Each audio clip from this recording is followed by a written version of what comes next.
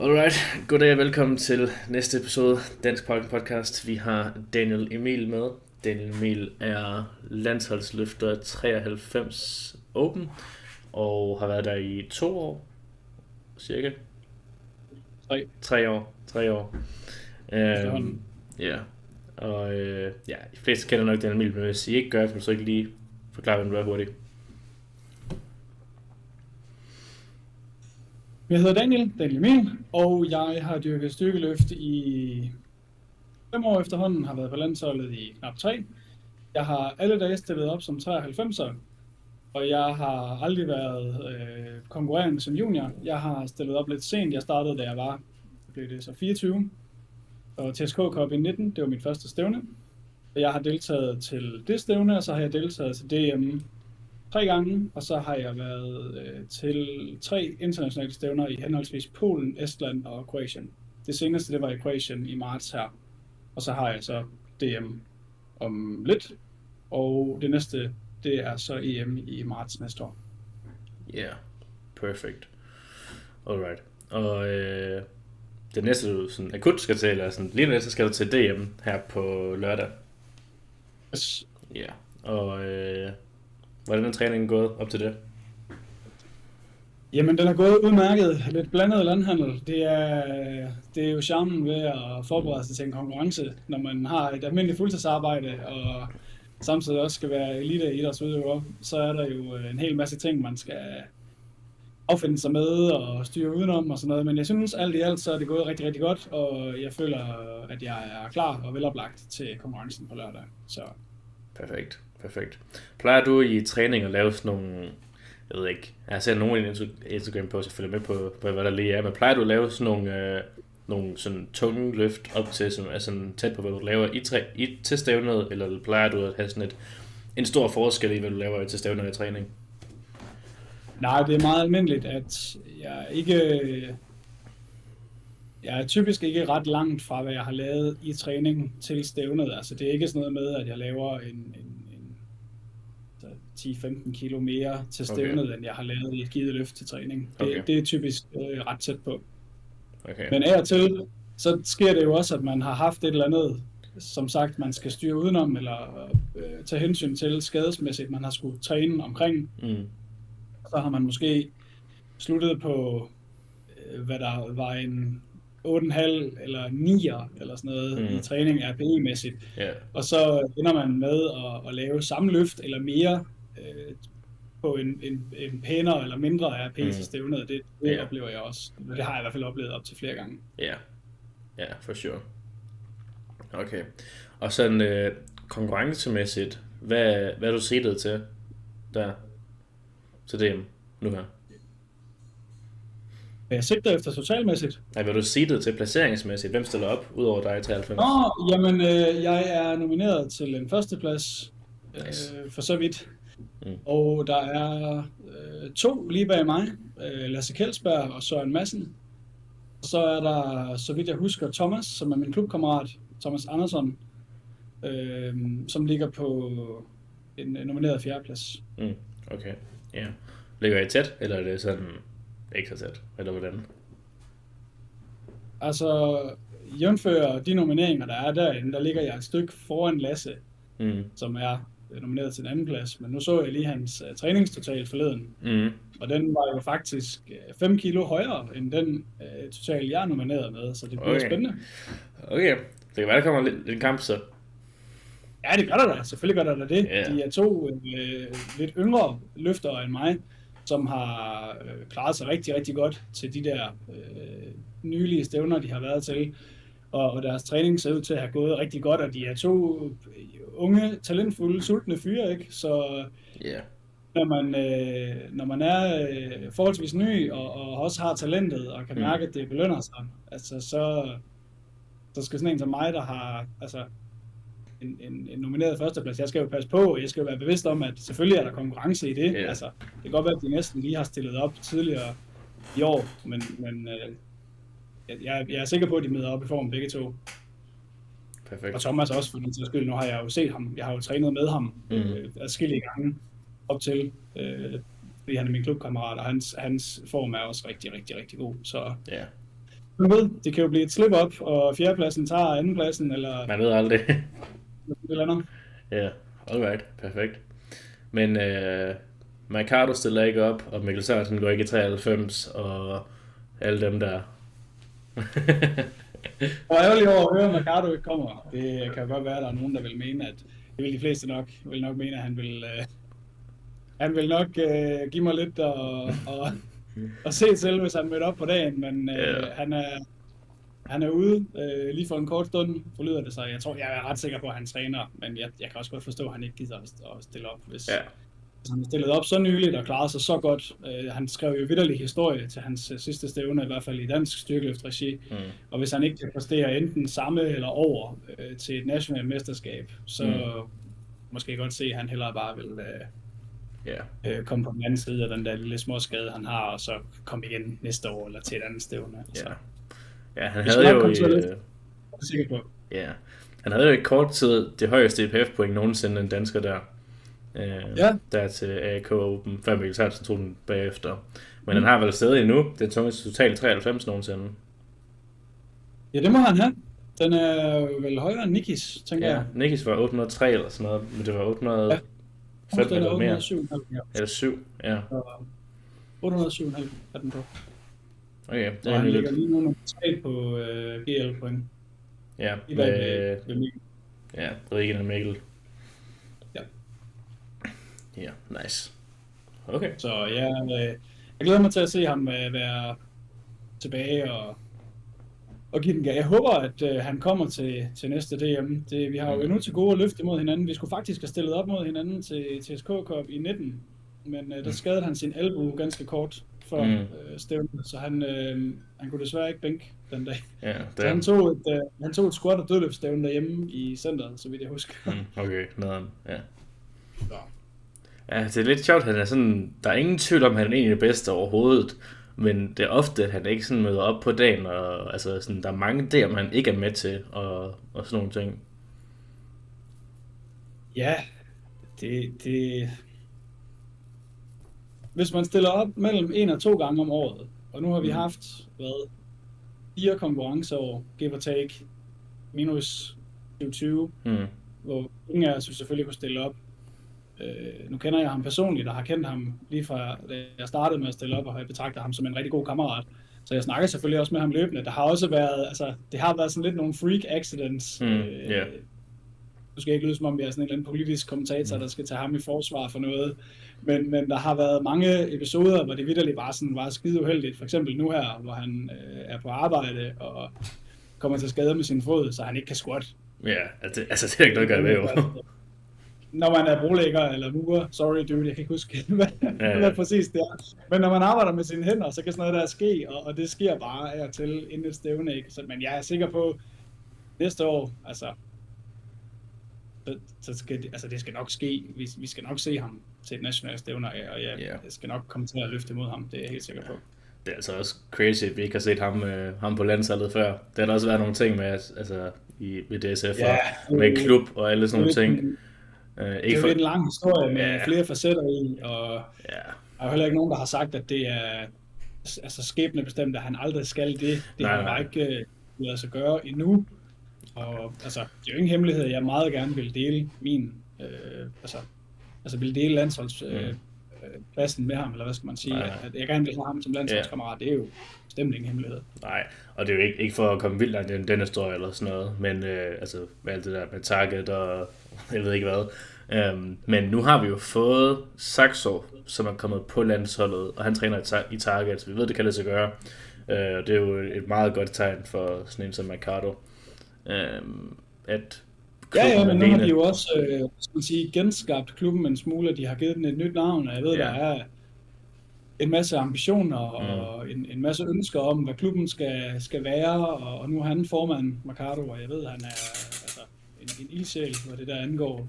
Så der skal nok ske noget i det nye år, hvad Amager Powerlifting angår, det er jeg sikker på. Ja. Alright, perfekt. Så DM, det ser spændende ud med kamp med de nye kommende løfter. Ja, ikke de nye, de løfter i hvert fald en 2 De år. gør det, og lige for at give Saxo hans tid i Ja, solen, han er også en utrolig talentfuld ung løfter, der virkelig er skudt hurtigt til tops, ikke? Altså, der er sket sindssygt meget, siden han tog fat. Og er det ikke noget med, at var han sprinter eller sådan noget før? han var ultramaratonløber, så han løb sådan nogle Ja, det er sådan, 100 km og 200 km løb og sådan nogle ting. vildt skift alligevel. Altså, Meget stort det er skift. sådan muskelfibertyper og sådan noget, uden det skal blive fortalt. Altså, det er bare et ret vildt, sådan, den ene ende af spektrummet til den anden skift, ikke? Og når Ja. man så også har talent Altså, for nok for noget, begge dele, I guess. I hvert fald for styrkeløft. ja, nu har jeg kender ikke hans historie med det andet, men altså, det er et Ja. vildt skift i hvert fald. Og så hurtigt som det går for ham lige nu i så ung en alder, så skal man virkelig passe på sådan en som ham. Så Ja. Ja, men man kan sige, han er jo så også, måske ikke lige nu, men i hvert fald snart på vej op i 105. Så det kommer ikke til at være der konkurrence i hvert fald lige nu. Men jeg ved ikke, hvad du har tænkt i forhold til, om du på et tidspunkt skulle deroppe af. Fordi du når i hvert fald til et punkt, hvor du begynder at blive ret lean på 93, og så bliver det begrænset med meget mere muskelmasse, man kan tage på, hvis man bliver med at blive mere og mere lean.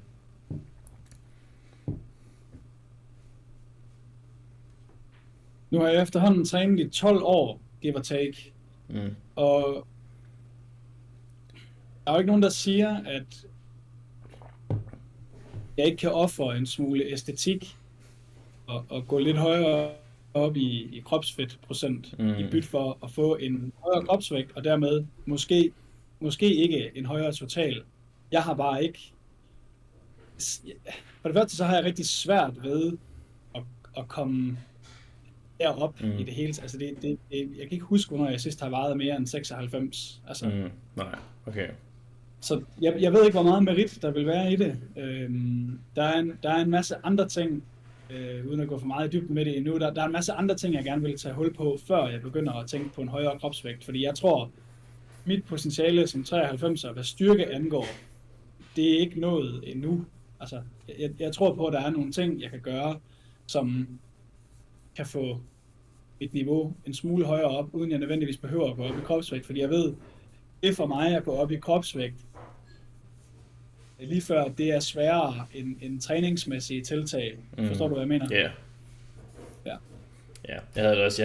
Jeg havde lang tid virkelig svært med at fylde 93 ud.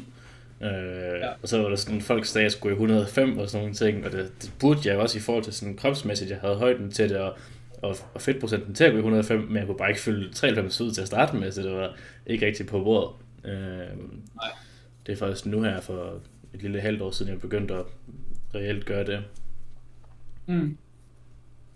Men ja, nu må vi se. Det er ikke... Det vil også være spændende at se, hvordan det hele vil se ud, både æstetisk, men også totalmæssigt på 100 kilo plus kropsvægt. Hvem ved? Altså, det kunne være, det kan være, det er svaret på det hele. Jeg ved det ikke. Ja.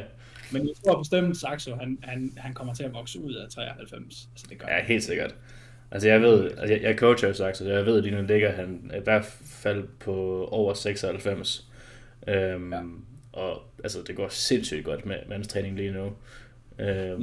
Så det er sådan, jo, vi kan sagtens gå ned 93 uden at miste vildt meget styrke, men det vigtige er jo ikke, hvor stærkt kan vi blive på 4 uger, eller sådan, hvor stærkt kan vi blive til det her enkelte stævne eller sådan noget. Det vigtige er, hvor stærkt kan vi blive på 2 år, eller 3 år, eller 10 år, eller hvad ved jeg. Altså sådan, og han er så heldig, at han er startet tidligt, ikke? Altså. Ja, det er en stor fordel. Men sporten i det hele taget har jo eksploderet, både på verdensplan, men også herhjemme. Det bliver jo mere og mere populært, og folk bliver dygtigere og dygtigere og hurtigere, fordi de starter tidligere.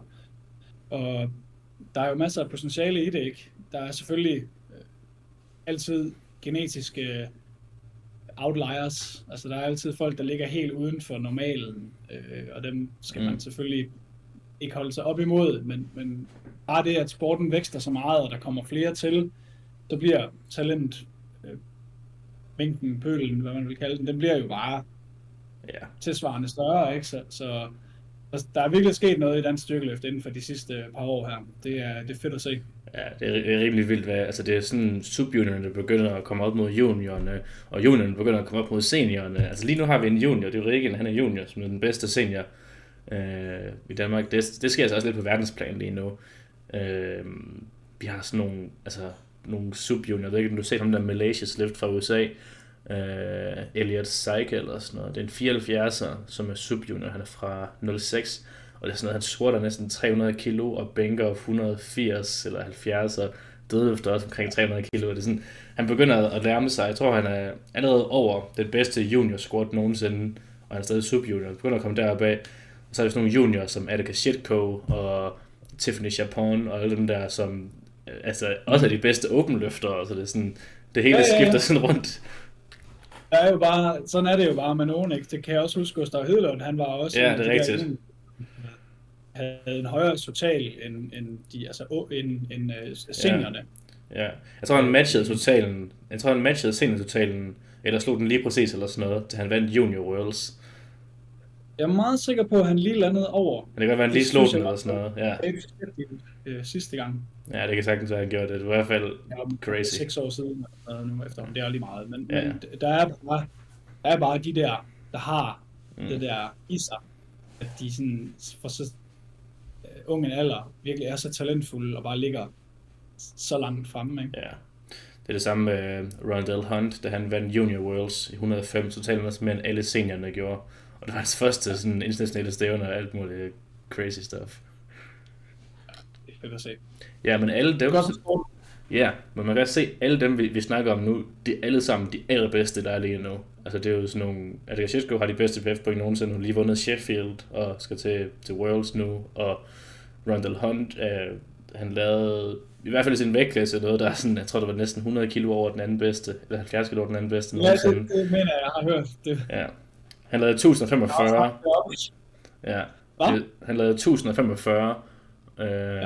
Og ham der sættes nummer 1, SJ Bob, han lavede 970 eller 75 eller sådan noget, så han er sådan vildt langt foran alle andre. Så det, ja. Det er lidt spændende at se om 5-10 år mere, hvordan det kommer til at se der. Ja. Der kommer virkelig til at ske meget. Og gider han kan holde sig skadesfri naturligvis. Ja, det tænker jeg, det er faktisk, altså udover at folk bare bliver, der kommer flere der er stærke, så altså skadesfri virker til at være en af de allerstørste sådan faktorer for hvem der når toppen og hvem der ikke gør. Og holde sig skadesfri over længere perioder, så man reelt set bare kan blive stærkere. Skadesfri, det er måske også så meget sagt. Altså, når man løfter som vi gør, og man er elitesportsudøver uanset hvad, så kommer du til at blive skadet.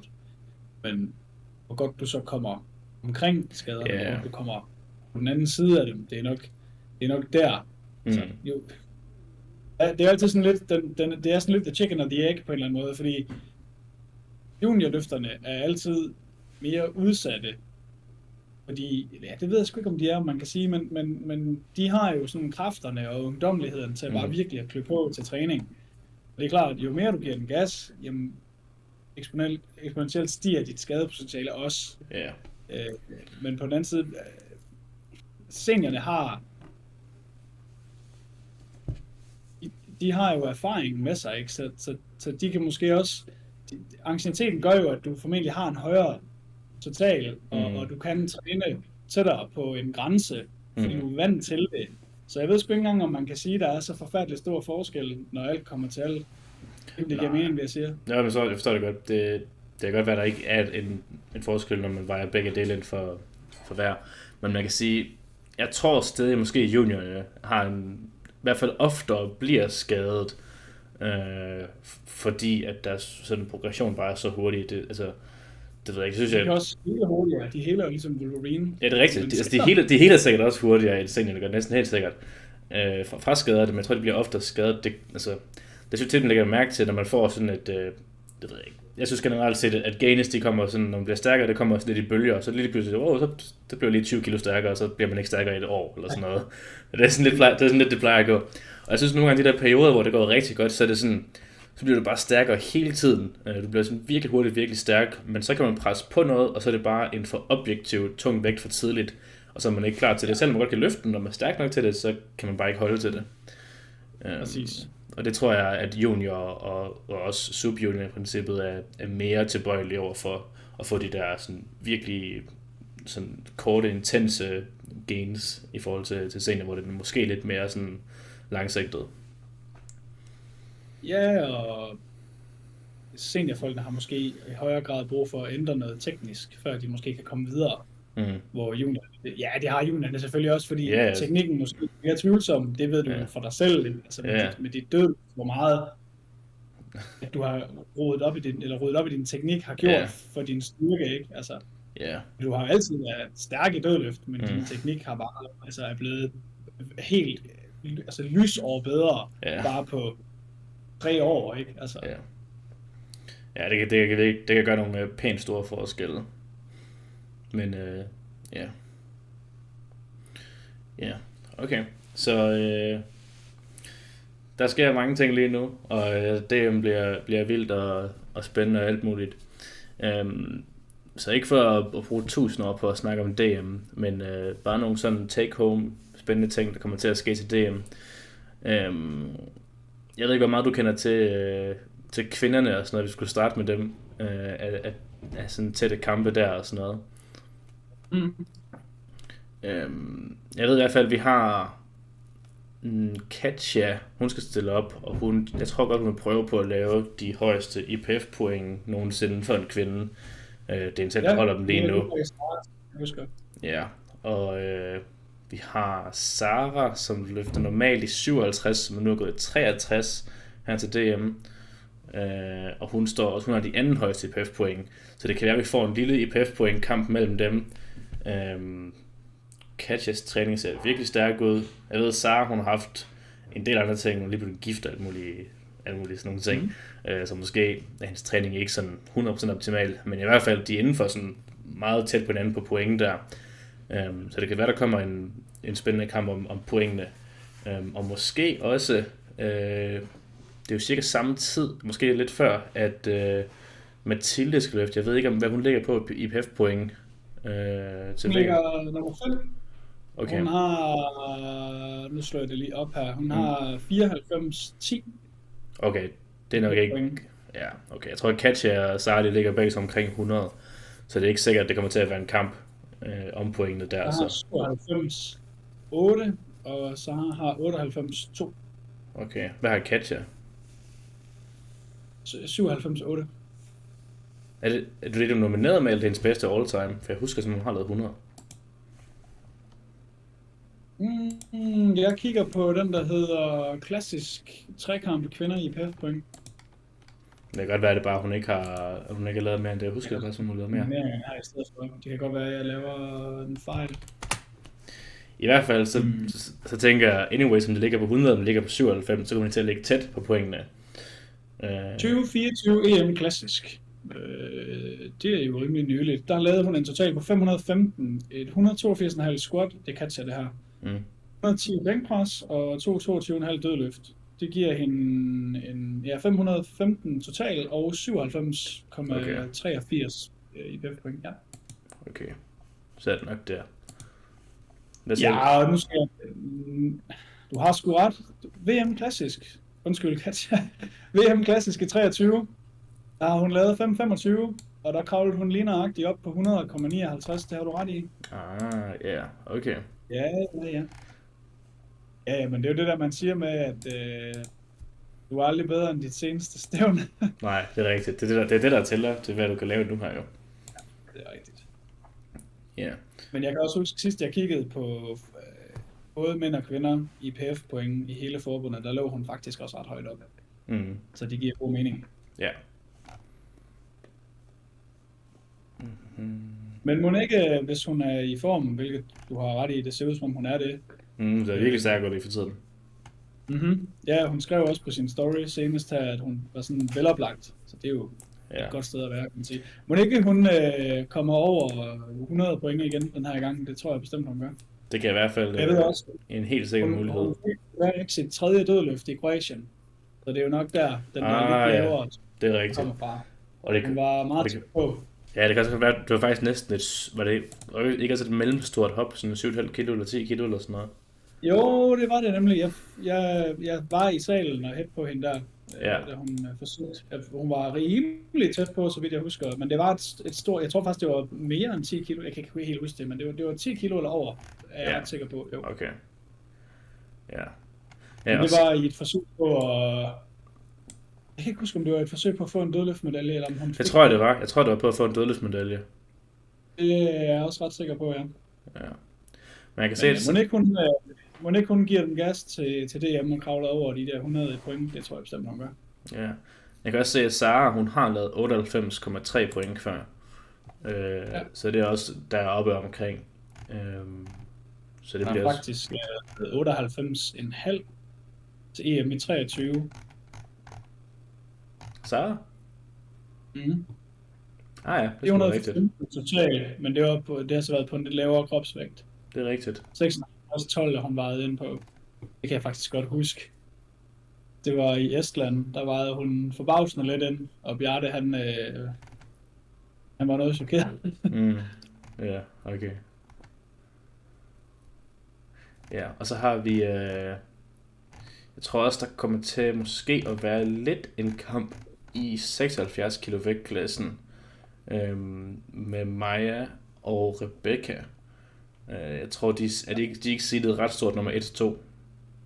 Det tænker jeg, ja, det må de næsten være. Det må de være. Jeg ved ikke med Sofie Bengtsson, om hun måske også har seedet højt. Men i hvert fald, så kommer der til at være lidt en kamp der, så det bliver også spændende. Jeg tror, Maja, hun er seedet noget foran, så det er sådan, hvis hun messer op, så kommer Rebecca og kan gøre noget. Men ellers så tror jeg, Maja... 485 er Maja nomineret med. Ja. Og Rebecca er nomineret med 461,5. Ja, okay. Tæt. Det er det samme som i 69'erne, så med Mia og Nana Mellemgaard, de ligger i standen for 15 kilo-ish. Ja. Og der er selvfølgelig ikke rigtig nogen, der er i nærheden af Katja i sin vægtklasse. Den der anden plads på 50 kilo fra. Ja. Ja, okay. Og hun er der også landsholdsløfter, det er Anna, hvad hun hedder. Det er både hendes og min landsholdskammerat Anna, hun ligger ned til 477,5. Ja, og hun er næsten 100 kilo foran den næste, så det er ikke fordi, at hun er dårlig, det er bare Katja, der er crazy. Det er det siger lidt om niveauet, det er rigtigt. Ja, det er rigtig vildt. Okay. Og for mændene så, der har vi i 66 er der en, det er Anders, der stiller op, og han kommer så sjovt nok til at vinde. Og i 74, der har vi også en, Christoffer Simonsen, som er seedet næsten 100 kilo foran de andre. I 83, der er der jo noget spændende med Mads Pedersen og Mikkel Sørensen. Men du sagde, der var noget med Mads Pedersen, at han ikke er i topform. Det hørte vi også fra Mikkel Sørensen sidste gang her, at han var lidt skadet og sådan nogle ting. Ja, Mads han døjer stadig med en biceps, han skadet i Estland til EM i 23 under sit sidste dødløftforsøg. En bicepsscene, der har været mere eller mindre delvist revet over, tror jeg. Ja, det var ikke sådan en full-on tær, vel, da han fik den? Nej, jeg husker, at han tager det jo ret pænt, den slags. Der skal lidt meget til at ryste Mads. Jeg husker, at jeg kunne godt se det, for jeg filmede forsøget. Og jeg kan huske, at han ikke sådan han kunne ikke strække armen helt, og så blev den sådan en smule blå, da vi kom hjem på hotellet. Okay. Men man kunne tydeligt mærke det, og det blev også værre, som dagene gik. Okay. Men det var ikke noget, hvor han sådan skulle have... Han er ikke blevet opereret, så vidt jeg ved. Nej, okay. Det var vist bare noget, der skulle have lov at hele sig selv. Ja. Men egentlig på papiret, så har vi Mads Pedersen, der er seedet til nummer 1. Men Mikkel Sørensen har jo så lavet... han har lavet næsten 800 der, hvor han stod op i 93 og var inde på 85 kilo eller sådan noget. Ja, 7,75,5, så vidt jeg husker, lavede han til AK. Ja, 7,75,5. Det lavede en 85 kilo kropsvægt. Var det 7,75,5? Jo, 7,75,5 på 85 kilo kropsvægt. Og det er jo sådan... Ja. selv hvis Mads Pedersen ikke var skadet, så ville man stadig kunne argumentere for, at Mikkel Sørensen ville være favorite til at vinde, så fordi det er kun 2 kilo, vi snakker om, så er han stadig 30 kilo foran. Præcis. Hvis Mads Pedersen så nok også er skadet samtidig med det, så tror jeg, at vi kommer højst sandsynligt til at få en rimelig clear-cut vinder med Mikkel Sørensen. Formentlig. Jeg ved selvfølgelig aldrig på dagen. Og han snakkede også om sidste uge, og kom efter de 800 kilo totalt og alt sådan noget. Jeg ved, at Mikkel har snakket meget om, at han håbede på en 800 total. Han håbede meget på en 800 total. Og det har vi som klubkammerater snakket om flere gange, at det var det næste store skridt for ham. Og han er i øvrigt også den eneste i forbundets historie, i hvert fald klassisk, så vidt jeg husker, har lavet en 9 gange kropsvægt totalt. Det er vildt, at det er en 83'er, fordi man har set det før i EPF i sådan 59 og 66 og sådan nogle ting. Det er sygt at gøre det i 83 som den eneste. Ja, det siger lidt om niveauet. Ja. 9 gange kropsvægt, ja. Og det er jo ikke engang, jeg regnede på det til træning i går. Det er jo et rimelig nemt regnestykke. Hvis jeg skulle lave, som 93, hvis jeg skulle lave 9 gange kropsvægt totalt, så skal jeg op på 837. Ja. Jeg går lige et par dage nu. Ja. Så hvis jeg skal lave... Man skal aldrig sige noget. Hvis jeg skal lave 9 nu, så skal jeg næsten lave 900 kilo, mand. Ja. Du var i gang. Ja. Det var jo i gang, ja. Ja, men altså hvis han laver 800, så laver han jo signifikant over 9 gange kropsvægt. Hvis han gør det på 83. Altså det er jo næsten 10 gange kropsvægt, det er 30 kilo før. Så... Og 10 gange kropsvægt, det er der ikke ret mange, der gør. Altså... Men altså, hvis han lavede 830, så ville han også kun være 30 kilo fra Russell Orhi på det tidspunkt. Altså, så snakker vi crazy stuff. Yep. Hvem har en 10 gange kropsvægt totalt? Har Kjeld det? Kjeld Bakkelund? Ja, der er et par 74'ere, der har gjort det, tror jeg. Austin Perkins har lavet signifikant mere. Han har lavet 57 på 74. Ja. Og så må der være... Og der er masser af 66'ere, for de ligger næsten alle sammen over 700. Ja, det er selvfølgelig rigtigt. Ja. Alle de der Panache og dem der, de ligger på sådan noget 96, 7, 10. Men jeg tror ikke, der er ret mange 74 og 83, der gør det egentlig. Nej. Måske også Perkins faktisk den eneste. Emil Kravstedt var op på sådan noget 910 stykker i træning. Ja. Men det er stadig 25 kilo fra. Jo, hvad den hedder? Javon Garrison, ham der stiller op i Untested, han lavede jo 925 i 92,5 kilo vægtklassen, tror jeg det var. Så det må være 10 gange kropsvægt. Det kan man jo også automatisk sige John Heck. Nå, men han gjorde det testet. Han plejer at stille op i Untested, men han gjorde det i testet forbund. Ja, okay. Men han plejer bare at stille op i Untested, så det er lidt sås. Men ja.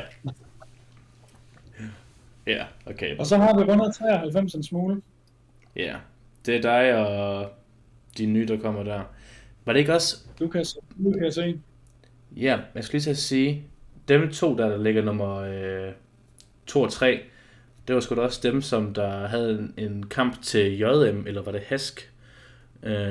Det var både JM og Hask. Okay, hvor de havde sådan en vildt tæt kamp. Samme stævne, eller samme lokaler og samme klub og det hele. Ja. Ja, hvor de havde sådan en mega tæt kamp, hvor du kom ned til tredje dødløft og det hele og alt sådan noget. Jeps. Ja. Jeps. Okay, cool. Så Jonas, min forhenværende landsholdskammerat Jonas Larsen fra Kono, der er rykket op i 93 til lejligheden. Mm-hmm. Han har lavet en 700 kilo total på 83. Og jeg husker sidst han stillede op som 93, og det må også have været til JM, hvis jeg ikke husker helt forkert. Det var nemlig også Haderslev, der huskede jeg. Han bliver typisk rimelig god til at... Han er en god squatter, men han bliver bedre til at squat, når han er på en højere kropsvægt. Ja, der til JM, der squattede han 10 kilo mere og bænkede 17 kilo mere. Gjorde han det? Ja. Bænkede han også mere? Okay, det giver jo mening. Ja, det giver mening. Jonas er en rigtig god løfter. Og bestemt ikke at spøge med, når han lige får 10 kilo kropsvægt mere på. Wow. Så Og han er jo nomineret med sin 700 kilo total som 83'er i det her felt, så man skal bestemt ikke, tage ham ud af ligningen, skal man ikke. Nej. Ja, jeg kan se da han lavede det 700 i 83, der dødløftede han så også 17 kilo mere, end han gjorde i 93. Men det kan være, der var et stort hop, som man missede eller sådan noget. Er det ikke meget normalt, at dødløft måske føles lidt bedre, når man er på en lidt lavere? Jo, det skal jeg helt klart. Men jeg vil ikke forvente så stor en forskel på 83 og 93. Jeg tror, det er mere normalt i sådan noget 105-120, eller... Men det kan sagtens være, at bare tog et stort hop og missede eller sådan noget, så viser det noget tal, der ikke er. Ja. Ja. Vi har faktisk også i en 93 og i 83, Peter Slipsager nede fra min klub. Han stiller også op der. Og ja, han stillede op som 93 til AK, kan jeg huske. Ja, han stiller sig op som 83'er nu. Han fyldte den ikke helt ud til AK, ved jeg. Jeg tror, han var på stedet nede med 80'erne. Så han kommer nok også til, måske ikke top 3, men kommer til at være med der også. Ish. Ja. Ja, og 105, der har vi Krøfer og Esben. Jeg ved ikke. Esben, jo, han stiller stadig op. Det gør han. Det var det andet stævne der, som Ask, han skulle stille op til, som han ikke er stillet op til. Og så, ja, det er sådan set de to eneste, som der sådan er konkurrence for førstepladsen, fordi de andre, Mark B. Sørensen og Karl, de ligger på sådan noget 96-66, hvor KF og Esben ligger på sådan noget 47-37-ish. Så det bliver nok en kamp mellem dem, ish, men jeg tror, KF han er rimelig clear favorite. Jeg ved, at KF's træning går sådan, som den plejer. Det går meget godt til det ud til. Og Esben, han er sådan rimelig skadet og sådan nogle ting, småskadet med alle mulige skavanker og ting. Okay. Han stiller ikke op til Ask på grund af det. Altså, han er stærk, men det er sådan lidt inconsistent, tror jeg, med skadeting og sådan nogle. Så det er svært at vide, hvor de ligger henne af præcist. Okay. Ja. KF plejer også at være ret god til at eksekvere på stævnedagen. Ja, helt sikkert. Han er ret god til at tælle, når det gælder. Ja, det er ikke altid, at han laver nogle sådan vildt crazy løft i træning eller sådan noget, men så kommer på dagen, så er han der altid at lave næsten altid mere til stævne. Ja, på den måde sådan meget dark horse i, og du ved, sådan en en god stævneløfter, og vælger som regel altid sin forsøg sådan lige, så det passer til, at det er, hvad der skal være, og det bliver nogle løft, han er glad for og sådan noget. Ja. Vi har også Hvad var det han manglede til var det hans sidste dødløft, han ikke fik med til AK? Ja, det tror jeg, det var. Dødløften, den var sådan lidt whack på det, der til det stævne. Jeg tror, han fejlede 287 eller sådan noget, 285. Det var i hvert fald, der var ikke god på dagen. Men jeg ved, at han har trukket 300 nu her. Ja, så han lavede 300 til træning her for ikke så længe siden. Ja. Han er også fornøjelig, er han helt skiftet til konventionel? Ja, han er fuldt skiftet til konventionel. Det gjorde han også inden AK. Det kan være, at han ikke har nok tid med det inden. Det kan også være, at det bare var en dårlig dag eller et eller andet. Men i hvert fald så ser det meget bedre ud på hans konventionelle siden der. Ja, det gør det virkelig. Ja. Det gør det virkelig. Så han skal nok shake it up. Ja. Og jeg tror ikke, der er vildt meget mere til det. Top 3, det bliver... Der ligger en del, eller ligger virkelig mange mellem 6,25 og 6,60. Der ligger der 10 mennesker eller sådan noget. Ja. De er jo alle sammen der på sådan ish top 3. Så det bliver en sjov kamp. Jeg ved, Dalsgaards total, den snyder lidt. 6,42. Det var sådan en reelt set sådan RP7-dag eller sådan noget, han lavede. Og hans træning er gået virkelig godt.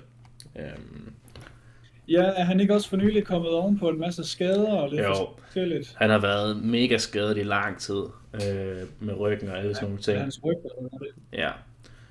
Men det er sådan basically helt væk nu. Han squatter tungt i træning og dødløfter okay og bænker godt og sådan nogle ting. Han er også bare sådan en mand, han er så meget stærkere, end han selv tror. Ja, ingen tvivl det. Han er, altså, han kan så meget mere, end han sådan lige selv regner med. Det er ikke fordi, jeg ikke regner med, at han tror på sig selv. Det ved jeg, han gør. Jeg kender ham rigtig godt. Men han er jo bare, altså, han skal bare skal bare give den fuld gas. Altså, han har så meget i sig, og han er fucking stærk. Det er han virkelig. Ja. Han har potentiale til så meget mere end altså 700 total har han i sig. Altså, det er så sikkert, 100% sikkert. Ja, præcis. Og hvis han ligger på de der 700 kilo total, så ligger han helt klart med i top 3-stakken, og måske endda også top 2, hvis det ting. Nemlig. Så det bliver faktisk lidt spændende at se. Det virker til, at han føler sig selvsikker i sin løft, og han sådan har det godt med at få noget tungt mellem hænderne og på nakken og sådan noget. Det er, jeg er sikker på, at han nok skal få et rigtig det bedste stævne i lang tid. Det er jeg sikker på. Ja, det tænker jeg bestemt også. For sure. Fordi det var også et godt stævne, men det var bare sådan et reelt RP7-stævne eller sådan noget. Så det er sådan, ja. Så i 120, der har vi 3 løftere, som ligger inden for 10 kilo hinanden, og så en, der er 30 kilo foran dem, 35 kilo foran dem.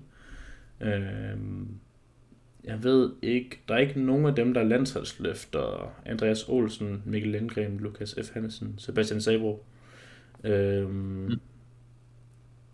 Så det bliver sådan, det bliver en sjov kamp, fordi de alle sammen ligger så tæt der, undtagen lige Andreas Olsen. Så jeg tænker, han er, altså når han er så langt foran på nomineret, så tænker jeg, at han er rimelig clear favorite til at vinde. Ja. Jeg tænker ikke, der er vildt meget til den. Jeg ved også, Sabo har også haft lidt skadesting og sådan nogle ting nu her. Så det er også begrænset, hvor meget han kommer til at presse den, tror jeg. Ja, okay. Men i 120 plus, der har vi Alexander Ottesen på 807 nomineret, og så har vi Rune, Jesper og Andreas Rasmussen. Jeg ved, har Andreas ikke lige pulled out nu her?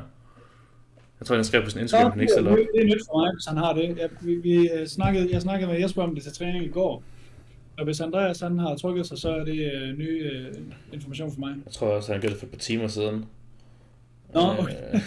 Så opdateret jeg heller ikke. Det er nyheder for mig i hvert fald. Vi er enige om, Andreas Rasmussen, det er Fnug, ikke?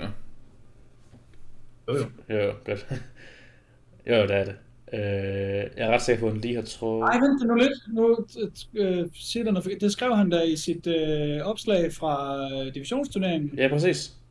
Han fik lavet 300 igen langt om længe, så vidt jeg lige husker. Det er et stykke tid siden, han har været deroppe i sit andet forsøg. Ja, lige præcis. Så han tredje over, og så kunne jeg huske, at han skrev, at han ville fokusere på at agere træner til DM. Ja, præcis. Yes, ja, det er rigtigt. Det kom lige i tanken om. Ja, så han er ikke med. Men så har vi dem 3, og det bliver en tæt kamp om andenpladsen, tænker jeg. Rune H. han ligger på 86, og Jesper ligger på 96, men den totalt lavede Rune så i minus 120 til 120 plus, så han har næsten helt sikkert en del at hente på Gøjby Krops opsvægt der. Men jeg synes faktisk, det mest spændende, det er, Alexander Ottesen lavede en 3,45 dødløft i træning, det var ikke, du så. Det gjorde jeg i hvert fald. Ja, det var virkelig god. Den så rigtig, rigtig pæn og overbevisende ud. Det var lige før, at man kunne have noget af hende kaffe og pisse, mens han stod og holdt den. Ja, og det har jo været tidligere problemer med greb og lockout og alt sådan noget på den der vægt, som han har fejlet flere gange. Så det bliver super spændende med dødløften der, og squatten så kører også virkelig godt. Han lavede 310 til divisionsturneringen ret komfortabelt, som jo er 15 kilo over hans PR. Så jeg tænker ikke det der 807 er særlig relevant, hans nomineret totalt. Og jeg ved også, jeg snakker med ham. Har han bænket 190 plus? Det må han have. Nej, det allerhøjeste han har bænket det er 185. Okay. Nej, må han ikke have 190 til træning? Jeg ved det ikke. Jeg ved det faktisk ikke helt. Han er deroppe af i hvert fald. Han er i hvert fald deroppe af mellem 1,85 og 1,90, så tror jeg er ret realistisk. Og jeg tror også, jeg tror han har bænket 190 til træning på et tidspunkt. Men så kigger vi jo også på en 840 plus total, ikke? Præcis, altså. Så kigger vi på sådan en så begynder at ligne sig en 8 total. Og Martin Simonsen, for at snakke om det bagefter, ligger ikke vildt langt over de der 840. Hvad er det, den ligger på lige nu? Totalt 120 plus, det er 78, det er sådan 30 kilo-ish, som vi snakker om, så det kan være, der, altså måske ikke nu her til DM, men at der senere hen kommer en kamp igen. Nu ved jeg så, Martin Simonsen har lige så bænket 260, det ved jeg ikke, om du har set, her for et par timer siden. Ja, det så jeg også godt. Den så jeg har endnu til gode at se Martin struggle i bænken. Ja, det er crazy stuff. Ja, han er jo, det kan vi komme til senere, men han er næsten favorite til at vinde bænken her til VM. Er i hvert fald tæt på. Ja, der er i hvert fald nok modstand i ham til, at det giver en værdig kamp. Ja, selv til Jesus. Ja, 78. 78 EM klassisk. Det giver ham, eller hvad han ligger, han har 88,5 GL point, 327,5 squat, 42,5 bænkpres. Kæft, og så har jeg lavet 260 til træning, så nemt ikke. 300 kilo dødløft, og kendt for at være ganske konservativ til stævner, ikke? Så... Ja. Damn, giver det virkelig kun 88 GL point? Det er sindssygt, det giver så lidt. 88,5. Ja. Ja, jeg tror det er det der 120 plus noget. 473, 19 Wilks på vanen. Ja, Wilks, det er til gengæld crazy, når man er A+. Det må være de højeste Wilks for en dansker, det der. Ej, måske er Rikken lavet mere, fordi han totalt mere på en lavkropsvægt, så det må være... Rikkens Wilks er på 524. Ja. Ja, okay. Ja. Det er i hvert fald vildt. Det var Mikkel Sørensens på. Den er på... Det vil jeg lige vide, kan jeg mærke. Det er ikke sikkert, at den er lige så høj, fordi at man snakker om det favoritism til... 10,2. Ja. Fordi man snakker om, at der er sådan Wilks, det fjernede lidt på grund af, at det var sådan altid de helt lave vægter, og de helt høje vægter, så der vandt. Ja, den var sådan lidt skewed på den måde. Det gav ikke så meget mening. Men hvad er det, ikke for at bruge vildt meget tid på det, men hvad er det dots er i forhold til det? Dots det er bare det andet formulær. Men jeg tror, at den er lidt ligesom, den minder ret meget om GL point, som jeg har forstået det. Ja, jeg ved, amerikanerne snakker tit om det, dots. Ja, det er det, de bruger i USAPL nemlig. Og den federation, de er alle sammen skiftet fra nu. Ja, whatever. Ja. Der brugte de altid dots, og der brugte de også dots til at, altså ikke bare som sådan en sideting, som vi har på WF-point, men det var sådan en konkurrence, der var baseret kun på dots og intet andet. Det ved Arnold var, og de havde også deres Pro Series, alle mulige mærkelige ting, som kun var vurderet på dots point. Så det er derfor, de går så meget op i det. Ja. Men i hvert fald, det bliver spændende at se, om Alexander han kan komme op mod de der 78, og sekundært, om man kan tage den tunge til dødløft i DK. Den ligger den ligger på 360, og han lavede den der komfortabel på 345. Så det må vi se. Det kan være, at den bliver trukket til DM. Det kan også være, at den kører den konservativt. Det må vi se på. Det må tiden vise. Så det er sådan set DM. Har du nogle flere ting eller et eller andet i forhold til DM? Ikke så meget andet, end jeg håber, at folk vil komme og se det. Ja. Selvfølgelig. Og vi har også på mændenes side, selvfølgelig Mikkel Sørensen, som gerne prøver at slå på point. Ligesom vi havde Katja på kvindernes side, som nok kan lave point. Så har vi Mikkel Sørensen, som gerne vil prøve på at slå Rikkens point. Og også gerne prøve at slå Nikis point. Jeg ved, de har et lille intern kapløb om, hvem der når 110 først. Ja. Det er jo også lige pludselig, altså 60-cifret antal GL-point, og så over 110. Ja. Det er ægte GL-point.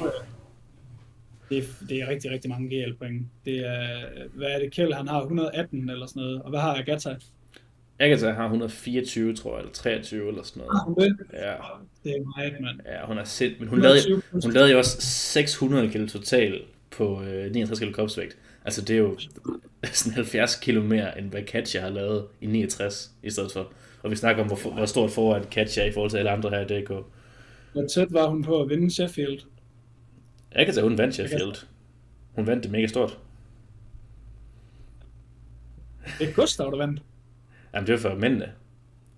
De har jo en mandevinder og en kvindevinder. Fuck, nu håber jeg ikke, at jeg bliver cancelled her. Undskyld. Okay. Fair nok. Ja. Jo. Ej, men Agatha, hun Men vandt. hvor man så gerne 120 point. GL-point, det er jo vanvittigt. Altså. Ja, det er der ikke rigtig så mange, der gør overhovedet. Er der andre kvinder, der er i nærheden af det overhovedet? Det tror jeg ikke. Så skulle det være Leo Baffour og Carola Gora, eller hvad de hedder. Det tror jeg. Amanda Lawrence er måske også. Det tror jeg faktisk, hun er. Jeg tror også, hun ligger på de 120-ish. Jo, den anden bedste, det er hende der, Leo Baffour. Fra Frankrig. Også i samme vægtklasse. På hun ligger på 123 point. Okay. Og så den næste, det er Jade Jacob på 122. Og Amanda Lawrence ligger også på 122, så hun ligger også lige der omkring. Men Austin Perkins er selvfølgelig nummer 1 på 124,7 point. Ja, okay. Ja. Det er faktisk meget fedt, at det er sådan lige-ish fordelt med mænd og kvinder. Okay, det er det så overhovedet ikke, altså. Jeg kan ikke lige igennem listen. Det troede jeg, det var. Men det er kun... Jeg vil heller ikke være arrogant, så jeg viste mig at tage fejl. Nej. Okay, det er overhovedet ikke. Austin Perkins og Taylor Atwood, det er de eneste mænd, der er i toppen. Ellers så er det Edgar Shetko, og Leo Baffour, Jade Jacob, og Carola Gara, Amanda Lawrence, Natalie Richards, Evie Corrigan, Alexis Jones, og så den næste, det er Ashton Ruska. Men det er næsten kun kvinder, der er. Ruska? Ashton Ruska, han har lavet 120, hvor han totalede 950 kilo i 105. Jeg ved ikke, hvilket stævne det er. Og han har sgu da også lavet mere end 950 nu, har han ikke? Jo, det burde han. Nej, han lavede 941, men det var der, hvor han kun lavede 7 forsøg eller 8 forsøg eller sådan noget. Gjort den meget safe. Hvad har Kjeld? Han ligger slet ikke deroppe i... Ja, noget den stil nok. Han ligger slet ikke heroppe i toppen. Jo, der. Han løber 119,8 point har han. Ja. Ja, okay. Sådan rimelig lige fordelt. Men det er faktisk lidt sjovt på verdensplan, at det er kvinderne, der ligger i toppen helt klart. Men på Danmarks plan er det mændene, der ligger på toppen helt klart.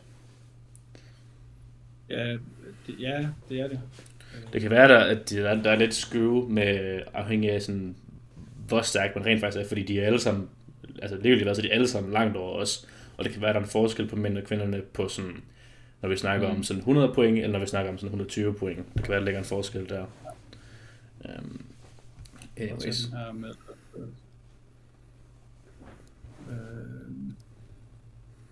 Point, klassisk, alle.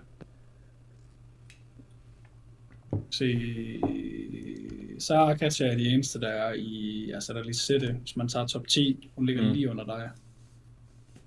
Under mig? Damn. Du er nummer 9. På point for kvinder, eller hvad?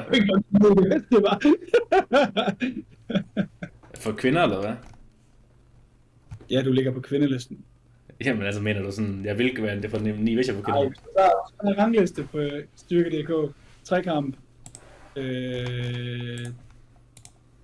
Klassisk, og så flest IPF GL point. Senior/open herre og damer. Så det er Regin, Mikkel, Makaro, Mads, Vogelius, Sara, mig, Katja, dig, Lisette. Damn. Og så, ja. Det skulle være crazy. Så ligger Maja 3. Jeg ligger der top 17, hvis jeg kigger på min liste. Der er der også... Jeg har taget rangliste trekamp 2024. Jeg har taget siden 1997. All time. Ja, det er jo selvfølgelig smart at tage all time, det er klart. Det skal jeg nok lige regne med ind. Ja, der er det Regin, Mikkel Sørensen, Mercado, Nicky Lendt, Mads Pedersen, og så er det Martin Wilkens og Mette Christensen. Og så er det Vogelius, og så er det Katja. Og så er det er selvfølgelig den her, man skal rette sig efter, det giver mening. Så er jeg også dalet en del. Det er den her liste, der selvfølgelig giver mening, det er klart. Okay. Regin, Mikkel, Mercado, Nicky, Mads. Ja, selvfølgelig. Matti ligger jo også så højt op, det er klart. Ja. Og så Katja nummer 9. Ja, det er alligevel også vildt. Ja. Ja. Men Skulle vi snakke lidt EM? Det tænker jeg giver rigtig god mening. Eller VM vel? VM, undskyld, ja. Ja. Jeg så stadig og læste på den der liste der. Ja. Så danskere, vi er til VM. Der har vi Mathilde, og vi har Vogelius, og vi har Martin Simonsen og Smalbro. Ikke? Jo, det er korrekt. Og der er ingen af dem, der ligger til at sådan vinde noget i totalen eller noget. Men jeg tror også, de alle sammen, måske undtagen Martin Simonsen, er i B-grupper, hvis du skal rigtigt. Ja. Ja, så det vil også være svært at komme på totalen anyways, når man er i B-gruppen, of course. Men Martin Simonsen kan, som vi snakker om før, højst sandsynligt næsten helt sikkert få en medalje i bænk, og måske endda også komme op og stå som guldet i bænkpres. Fordi ham der, som der altid plejer at vinde, ikke så han hedder, han er fra et eller andet sjovt land. Der er en dude, som altid vinder. For Georgien? Nej, ikke ham. Ham der altid vinder i bænkpres kun, men han kommer altid langt fra i totalen. Jeg kan ikke huske det, er også lige meget. Han var lige ved at bænke 300 kilo sidste år. Men han stiller ikke op, har jeg hørt. Så det vil sige, at der er en chance for, at man kan komme på førstepladsen, når han ikke er med. Hvad er det ham fra Spanien så? Nu bliver sådan helt... Nej, det skulle... Nej, jeg tror ikke, han er fra Spanien, eller det der. Han er fra sådan et... Han er fra Algeria, tror jeg. Algeria. What? Det kan jeg ikke se ham for mig. Nej, det er ikke sikkert, du kender ham. Han er ikke særlig kendt overhovedet. Der er ikke så mange, der kender ham, fordi han ikke er den bedste bænker nogensinde. Men han vinder bare hvert år i bænkpres. I 120 plus.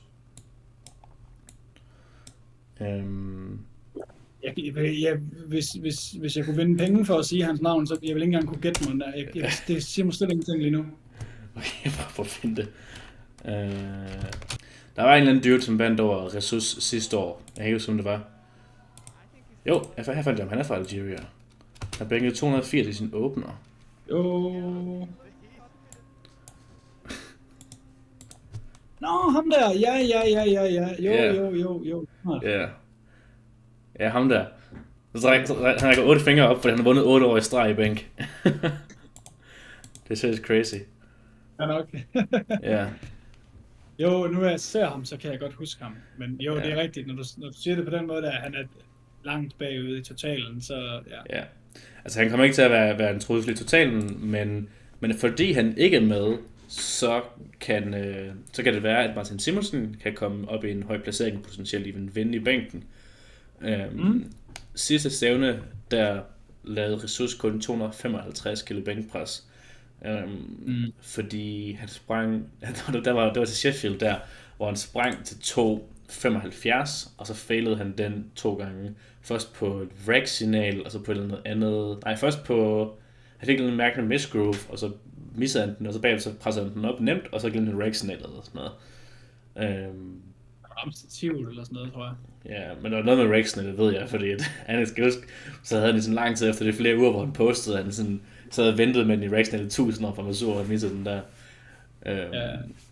Og Ressus kommer jo helt sikkert ikke til at prøve på at totale sådan 1200 eller andet sindssygt. Altså det gemmer han jo, of course. Så han kommer ikke til at gå all out, helt sikkert. Så det vil sige, at han kommer ikke til at lave sådan noget 275 højst sandsynligt, næsten helt sikkert ikke. Hvor han prøver på at lave en vild PR i bænk, men han laver stadig noget, så der kommer til at være en kamp der, of course. Og så har vi Temur, som har sin sidste bænk på 2,47, hvor han bliver ved med at smide 10 kilo på sin bænk hver eneste stævne. Så det passer til at lave sådan noget 2,57 måske. Men han er stadig junior. Ja, han er stadig junior, det var ikke sygt.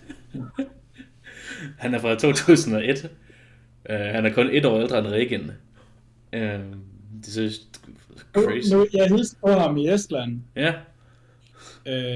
Og det var sådan helt, du ved, jeg satte mig bare på sådan en stol, der stod ved siden af den der white lights stand. Jeg var sådan lige kommet ind og skulle til at veje ind om noget tid og sådan noget. Så kommer han sådan gående ind med hænderne i sin tracksuit. Og så fordi han sådan bomber sådan, han er jo så stor, han gør nærmest ikke lade være med at bombe ind i nogen eller noget. Så bomber han sådan ind i mig med sin albue, Og så vil han sådan give mig hånden for sådan at sige undskyld, og så siger han sådan Mm. hello i samme ombæring. Han tog sådan, hele min hånd, den kom sådan ind i hans hånd. Altså, han er enorm, den her. Altså, og hans trikot, når han sådan tager den af og på, du ved, og man sådan ser, at den sådan, du ved, folder sig sådan ud over hans bælte, det ser sådan helt, det ser helt gak ud, den er så fucking stor, den der trikot. Det er en stor junior, ham der. Jeg fatter det stadig ikke den dag i dag, altså. Nej. Men stærk er han i hvert fald. Meget Det er stærk. helt sikkert. Og især i dødløften af en eller anden grund, det er vildt mærkeligt. Men han dødløfter Ja, jo det er over meget 400 kilo. Det er meget usædvanligt. Også fordi han ligner ikke en dødløfter. Han er jo sådan rimelig, der er ikke hvad kalde tyk med stor mave og alle sådan nogle ting. Men sådan, Han har alle de der kvaliteter, der normalt får en 120 plusser til at have svært ved at dødløfte i hvert fald. ja, præcis. Han har alle dem. Og så alligevel, så er han bare sygt god i dødløft. Altså sådan op på sådan noget Jesus Olivares niveau. Hvad har han lavet til træning? 400 hvad? Jeg tror, han lavede 410 eller sådan noget.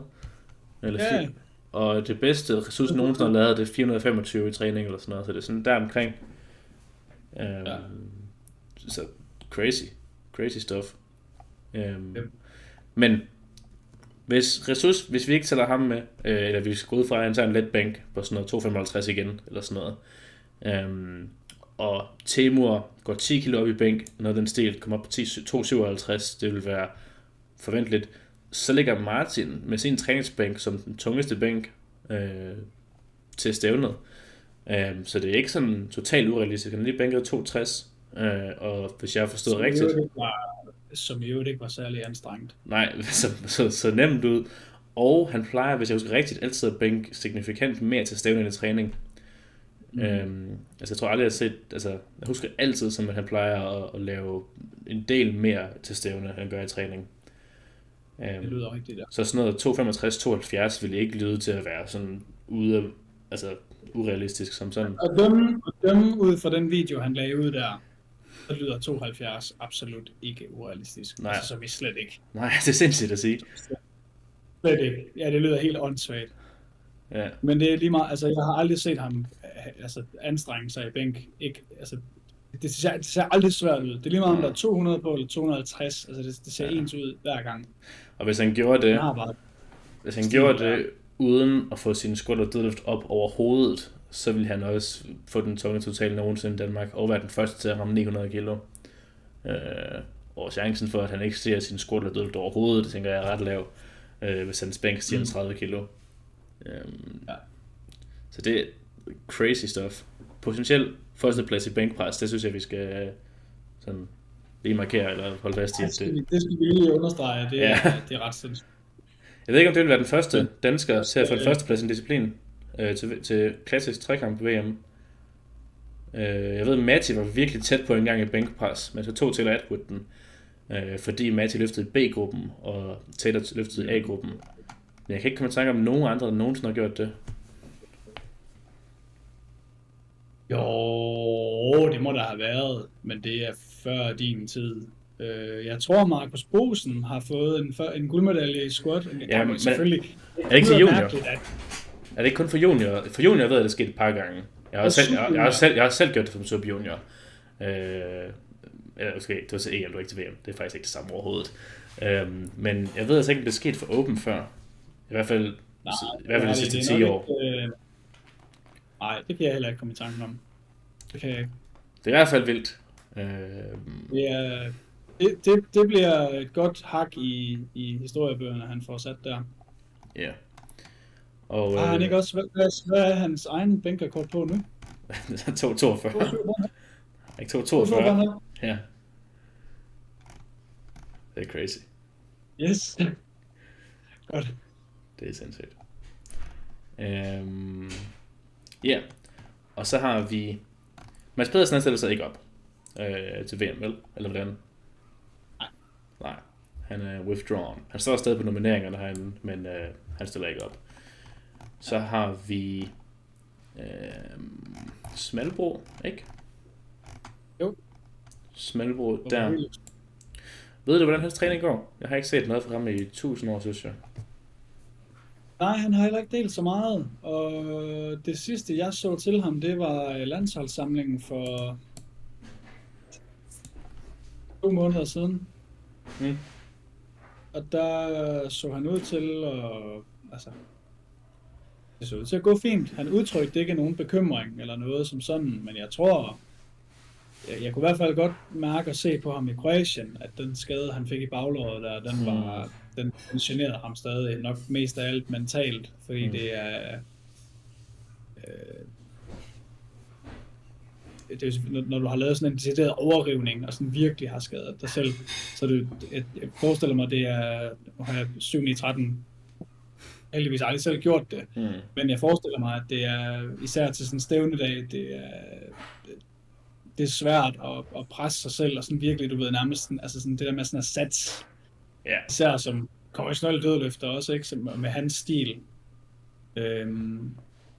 Der forestiller jeg mig, at det kan være en udfordring, men jeg har faktisk ikke talt med ham siden overhovedet, så jeg ved ikke, hvor han sådan lige er, men han plejer altid, og han er en meget erfaren løfter, og han plejer altid at være ret selvsikker, og han tager bestemt heller ikke med, uden at han ved, at han nok skal have et S i ærmet.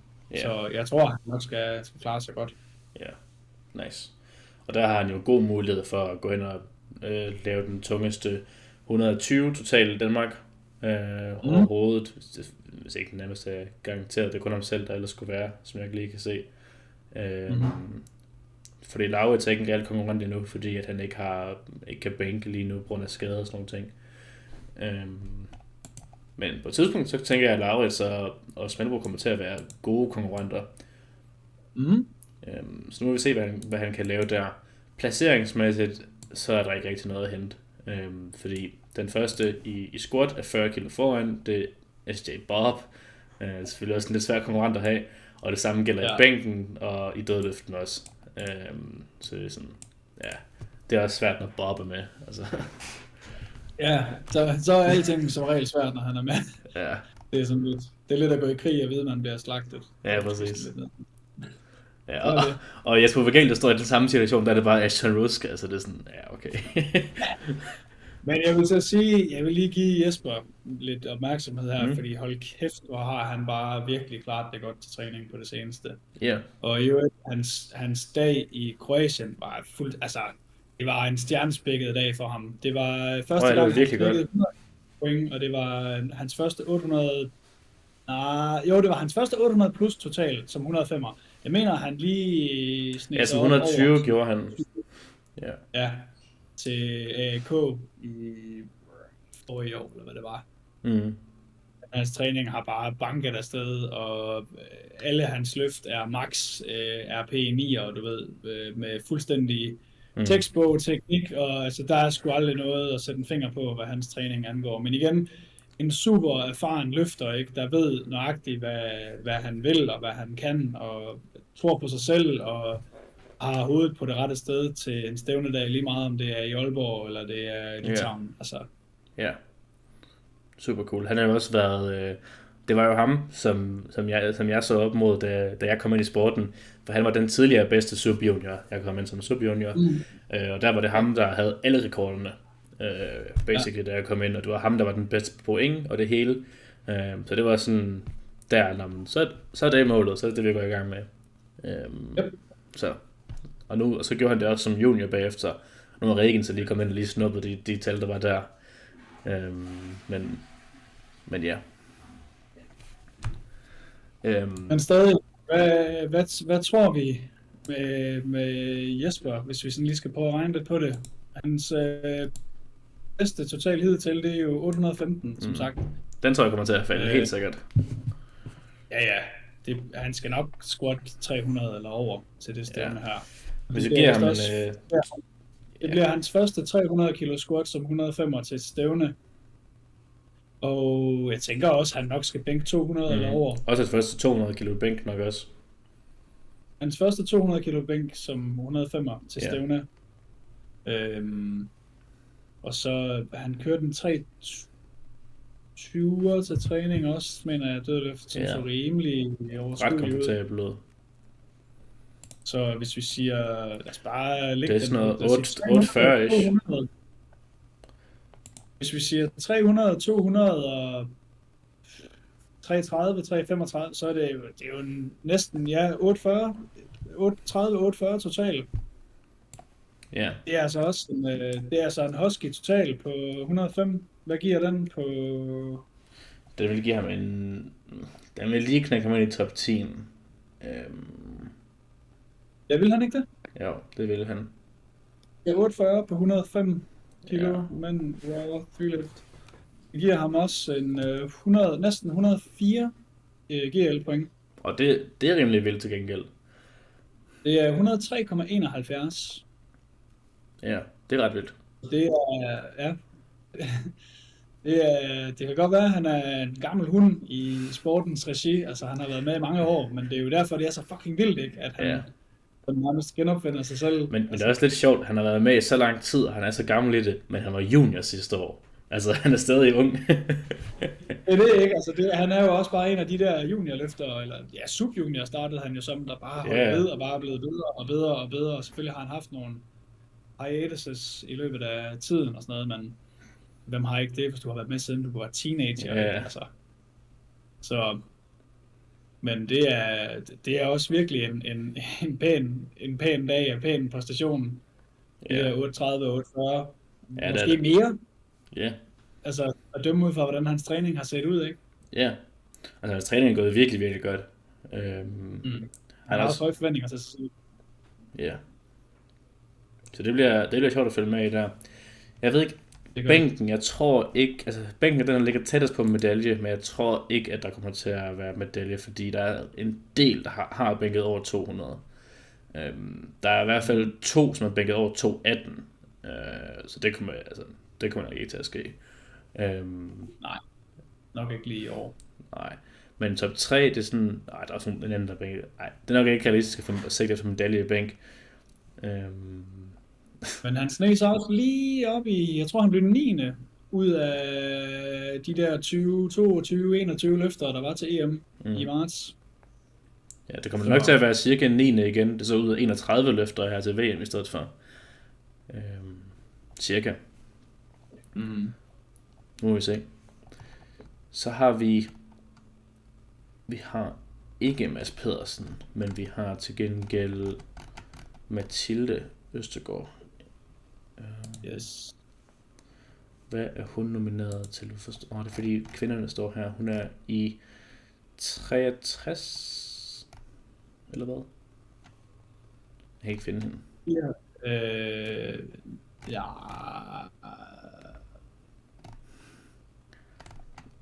Hun skal med. Jo, hun skal med. Ja. Ja, jo. Ja, hun er ikke 57? Det kan godt være. Jo, hun er 57'er. Ja. Mathilde Østergaard, og hun er seedet med en 400 kilo total. Og det er okay. Det er så Jade Jacob, hun skal stille op mod, så det er jo sådan lidt vildt. Jade Jacob har lavet 520. Ja, det er hende, der er så god til dødløft, ikke? Ja, hun er sindssygt dødløft. Og hun også, altså, hun squattede 188, det er pænt godt. Har hun det? Okay, fuck. Ja. Hvad har Mathilde lavet? 150? 45. Hvilket også er vanvittigt. Ja, hun har lavet 150 til træning, kan jeg huske. Ja. Ja, okay. Men hun har en hidtil bedste total på 400. Det var en 7,5 kilo PR sat til EM i marts i år. Ja. Der gik hun 8 for 9. Men hun missede 82,5 kilo bænkpres som det eneste, så den tænker jeg godt, hun vil knække den her gang, hvis ikke lidt mere. Hun satte en dansk rekord i squat på 145, som sagt, i Kroatien der. Og så slog hun sin egen PR på 175 i dødløft. Hun er også kun, det er 400 kilo der, det er også kun 17 kilo fra Saras totalt rekord. Og hvis hun får den, der omkring, ja præcis, så begynder hun at komme op på GL-pointene også. Og begynder at nærme sig noget top 3 noget der. Eller top 2 noget der i princippet. Så det er spændende. Men jeg tænker, altså placeringsmæssigt er det igen lidt det samme som nogle af de andre med, at sådan, hun er der for sin egen skyld. Det er ikke sådan, at hun kan komme top 3 i nogle af disciplinerne, sådan realistisk set. Men det ser også ud til, at hendes træning er gået. Hun har været meget skadet af mange gange, kan jeg huske. Hvis vi lige tager trekamp klassisk kvinder. Jeg mener, hvad sagde hun? Nummer 5 ligger hun. I hvert fald lige nu. Hun ligger lige bag ved mig. Okay, det er pænt godt. Ja. Men lad os sige, hvis vi prøver sådan at regne lidt på det, lad os sige 150 kilo squat, og så den der 82,5 bænk. Lad os bare sætte den på, så sige 180 i dødløft. 412,5 total. Calculator.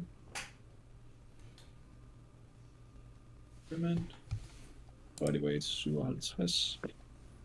Det giver hende næsten 97 i PF point. Det er også ret healthy. Ja, det er det. Pretty good. Fordi Lisette har hun har 96,95 og Maja har 96,19. Så har Mathilde selv lige nu 94,10. Men jeg synes ikke det er optimistisk at sige 150, 82,5 og så 180.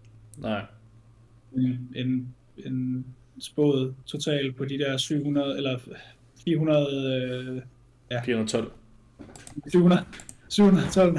Ja. 412,5. Ja. Det synes jeg bestemt ikke er.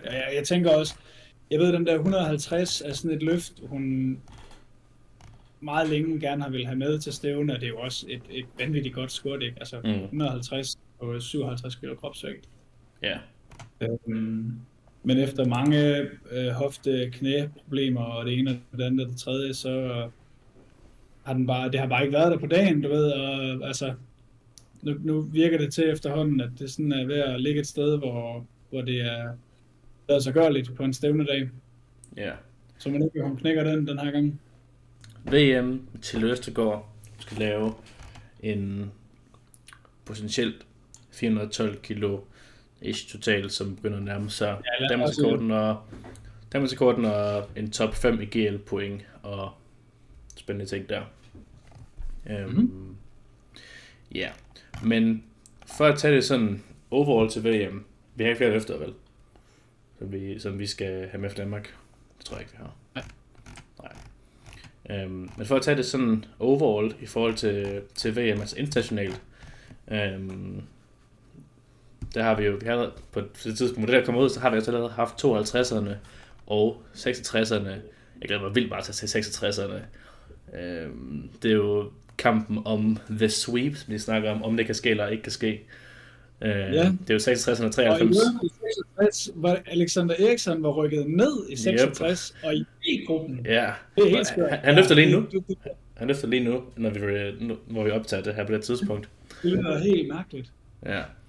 Han har hoppet ned. Han har hans træningsvideoer på det seneste. Han er mega stærk ud. Sliced. Ja, men han ser stadig stærk ud, synes jeg. Det gør han. Helt sikkert. Men konkurrencen er også bare fuldstændig vanvittig hård i 74. Altså, det er helt 66. Men ja. Jeg mener, han kom jo fra 74. Ja, det er rigtigt. Det er rigtigt. Ikke? Jo.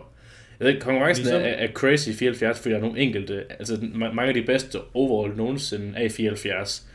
Med Taylor Atwood og Austin Perkins og Kjell Backlund og sådan noget. Men der er ikke sådan, altså for eksempel nu her i år, der kommer det ikke til at blive en vildt spændende kamp om, hvem der vinder som sådan. Fordi Austin Perkins er så meget foran eller andre. I hvert fald på papiret. Ja, nu har jeg sagt ja, altså det er ikke, altså det er faktisk ikke sådan fuldstændig urealistisk. Altså, nej, det er det ikke. Altså Austin Perkins her til bænk-VM gik en 1 for 3 og missede 197,5 2 gange, tror jeg, eller 202 2 gange, eller et eller andet. Og altså, hvis han laver sådan et nummer igen i bare en af disciplinerne, så bliver det en ægte kamp. Altså, så er det sådan 50-50 kamp-agtigt. Hvem siger han ikke også, altså, han har ikke fået noget Sheffield invite endnu jo. Mm. Nej. Hvem siger så ikke, at han laver en Olivares, og så ikke giver den fuld smadret nu, i håb om at kunne vinde på en konservativ dag, altså stadig få sin Sheffield-indvej, så bliver den helt af til Sheffield. Og så måske, altså, det er jo det, der er spillet, ikke? Fordi hvis han gør det, og han alligevel ikke klarer den, så er Kjeld lige bag ham. Altså, så rammer han med kagen. Det gør han præcis. Og det kunne godt ske, også fordi Kjeld, han dødløfter nok mere, end Austin Perkins gør. Det gør han. Det er i hvert fald en stor sandsynlighed for. Det seneste, og Kjeld er en sindssygt god bænker også. Ja. Altså både bænk og dødløft er en god sandsynlighed for, at han laver mere end Austin Perkins i. Men også en squatter bare vildt meget mere. Ja, det gør han. Men Kjeld squat er stadig blevet væsentligt højere. Og hvem er ellers med, så er der Tim Monigatti, ikke? Jo. Vi har Timothy. Han ser stærk ud, men ikke sådan... Og Tim er kendt for at være sådan en, der udretter mirakler på dagen, ikke? Jeg så et opslag med ham forleden, hvor han skrev, at han havde misset... det var han sådan et eller andet top, nu siger jeg 3, 5, whatever, vinder fra træning af stævne, styrkeløft i det hele taget. Der sagde han, at han havde... hvad var det? Havde han misset et 92 kilo dødløft til træningen? Noget tid før et stævne, og så havde han fået sit 327,5 dødløft til stævne. Hvem var det? Han var også den første mand til at slå Taylor Atwood. Sidste år, da han var den eneste overhovedet, der slog Taylor Atwood i sådan 4 år på det tidspunkt. Så kom Carl Johansen så lige bagefter og lige snuppede den ene mere. Men han var den første til at gøre det. Og hans squat er jo helt vild, og hans dødløft den er sådan lidt all over the place, synes jeg. Den plejer at være god på stævnedagen, men i træning der er det sådan, den ene dag, der ligner det, at han er ved at fejle på grip på sådan noget 320, og så næste dag trækker han bare 350, eller den er sindssygt, altså 345. Det er det. Ja. Det er det. Men Tim mangler meget i bænk i forhold til de andre, desværre. Der er han sådan... Altså, jeg kan godt lide ham. Jeg kan godt lide hans stil, og han er en rigtig dygtig løfter, og meget erfaren også, ikke? Ja, meget. Og altså god til at squatte også, for så vidt.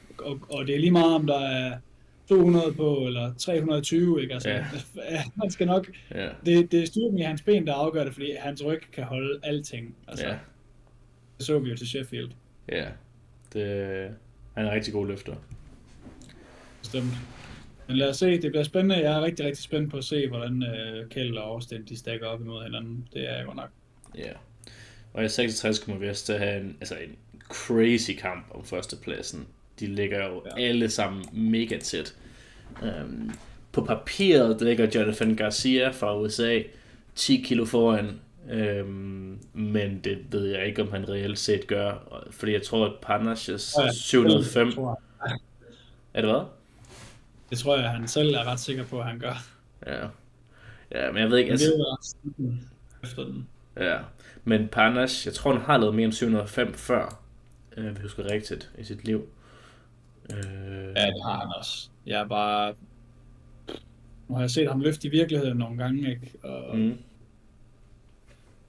han er bare ikke kontinuerlig. Nej, det er han i hvert fald ikke. Jeg vil virkelig gerne se ham klare sig godt, fordi jeg kan enormt godt lide ham. Nu har jeg mødt ham nogle gange og talt med ham og sådan noget. Han er virkelig, virkelig en cool fyr. Men han eksekverer bare nogle gange på dagen som en kæmpe klovn. Altså gengæld så gør han det consistently. Han consistently misser alle sine forsøg. Men det er sjovt. Jeg har den der Power Scout app, som man kan se, hvad folk laver i hop og sådan noget. Og der kan jeg se, han får sin tredje squat, den får en 37% af tiden. Det er virkelig dårligt. Og han får sin tredje dødløft 33% af tiden. Og sin tredje bænk 52% af tiden. Så det er alle sammen sådan noget, altså... Men det er jo også bare hans stil. Altså, du kender jo hans stil, hvordan han er kendt for, ikke? Det er så usikkert, altså... Det er sådan, han tager nærmest sit tredje forsøg i andet forsøg, og så prøver han på noget crazy tredje forsøg. ja, præcis. Og det smager mig bare ikke, den der stil der. Det gør det sgu ikke. Det er i hvert fald... Det er meget langt fra, hvordan jeg kunne tænke mig at løfte til stævner. Altså især når der er så meget på spil, ikke? Altså hvad skal du gøre det for? Ja, jeg ved heller ikke. Det er det samme, man ser fra Tiffany Chapon. Jeg ved ikke, om du så det i går. Det var godt nok tæt på. Ja, Det var rigtig hun er jo seedet til at vinde virkelig stort. Hun var lige ved at tabe den der, fordi at hun var lige ved at miste hun mistede begge sine anden og tredje bænkforsøg. Det var også vildt mærkeligt at gå på 102 og ikke bare gå på 100,5 der i bænken. For en bænk er 97,5, og så verdensrekorden ned på 100. Jeg lavede 102 til træning, ikke? Jo, men det er jo lige meget. Det var derfor, jeg er sikker på den. Ja, det ved jeg ikke. Så mistede hun bare den 2 gange. Ja, det var... Og så i dødløften, der lavede hun også et stort hop og missede den. Og så fik hun så lige præcis et tredje forsøg, hvor hun prøvede den igen. Men hvis hun ikke havde fået den, så tror jeg, hun har tabt. Så tror jeg, at... flipper nu, hun hedder hende der amerikaneren. Jennifer... Ja, Jessica Espinel. Jessica, ja. Ja, så tror jeg, hun havde snuppet den der med dødløften. Ja. For hun fik 197 fra gulvet. Hun hoppede også noget 20 kilo i den sidste dødløft. Ja, men det var fordi, hun havde secured andenpladsen i sit andet forsøg. Der havde hun sikret det hele. Og så var der intet andet at hente, andet end kilo på totalen, eller at vinde. Og hvis du skal rigtigt, så havde hun vist også trukket sådan noget 190 plus i træning før. Så det var ikke sådan, fordi det var sådan fuldstændig urealistisk totalt. Nej, det sagde han også, Ryan, der at hun havde været in the 190's. Ja, præcis. Ja. Og den kom også fra gulvet. Altså. Det sker jo. Jeg kan også huske til EM22 i Polen, der Mo eller Abdul fra England, der han hvad var det, han skulle trække sådan 365 eller sådan noget, eller 370. Ja, noget af den stil. Eller sådan et eller andet, der, så havde han også vundet det hele, og han var forbavsende tæt på. Ja. Det er jo ligesom Anna. Ja, og det er nok en af de fedeste øjeblikke, jeg nogensinde... Jeg stod der in the flesh, in person, ikke? Alle stod op på stolene, og du ved, han fuldstændig kiksede den der nummer 2, og alle var bare sådan, wow, det var ringen, det der. Ja. Og så bare, når sprang han, var det også noget 20 kilo, eller sådan noget 25 kilo, det var helt skørt. Og fucking nailer han bare i tredje forsøg. Helt rent. Crazy stuff. Anna, han er seriøst en af mine yndlingsløfter nogensinde. Ja, han har god stil. En skæg stil. Ja, han laver et andet forsøg, så han secure noget. Han secure tredjeplads eller et eller andet. Og så YOLO han bare fuldstændig den er sindssygt tredje forsøg. Og hver eneste gang, så er det bare vildt tæt på. Sådan, der er nogle enkelte gange, hvor den sådan kun lige kommer fra gulvet, men næsten altid, så er det sådan virkelig tæt på, at han får den. Også selvom det er 400 kilo, eller ligegyldigt hvad det er. Ja, det var sådan noget, var det 398 eller 399,5 tror jeg det var. Det er også bare et sygt meme-tal. Hvorfor tager han ikke bare 400 på? Men altså... Ja, så skal der stå der. Ja. Det er crazy. Ja. Men det var fedt. Det var fedt i Kroatien der tidligere på året. Ja. Altså, alle stod bare op, og hele den der bygning, den rystede bare, da han skulle tage det der forsøg, og han fik den op til knæene. Ja. Han skal nok gøre det på et eller andet tidspunkt, det er jeg sikker på. Det er jeg helt sikker på, ja. Slet ikke i tvivl. Altså, han har jo lavet de der 380 en gang. Han har jo lykkedes med at lave dem, men han har ikke lykkedes med de 400 endnu, eller det tal der omkring endnu. Nej, han skal bare have en god oplevelse med noget, der ligger tæt på. Altså, ja. Så snart han har lavet de der 90 til et stævne, ikke? Altså, så går der et stykke tid, så har han 400 i sig. Ja. Altså. Jeg spurgte ham her på en Instagram DM, hvad han tænkte sig, altså hvad var top end, han ville gå for at trække for at vinde over Ross. Og så sagde han 420 eller under, og så trækker han det tredje forsøg for at vinde. Så hvis han kan trække 420 eller mindre, så prøver han på at gøre det. Jeg gad virkelig godt se et 83'er load 420 op og bare, altså, han får den nok fra gulvet, altså.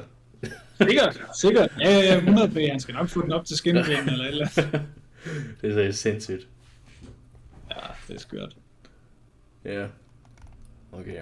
Og 59, det har været der. Det var ikke en reel kamp om førstepladsen, men det var kampen om Voskar, han kunne qualify til Sheffield.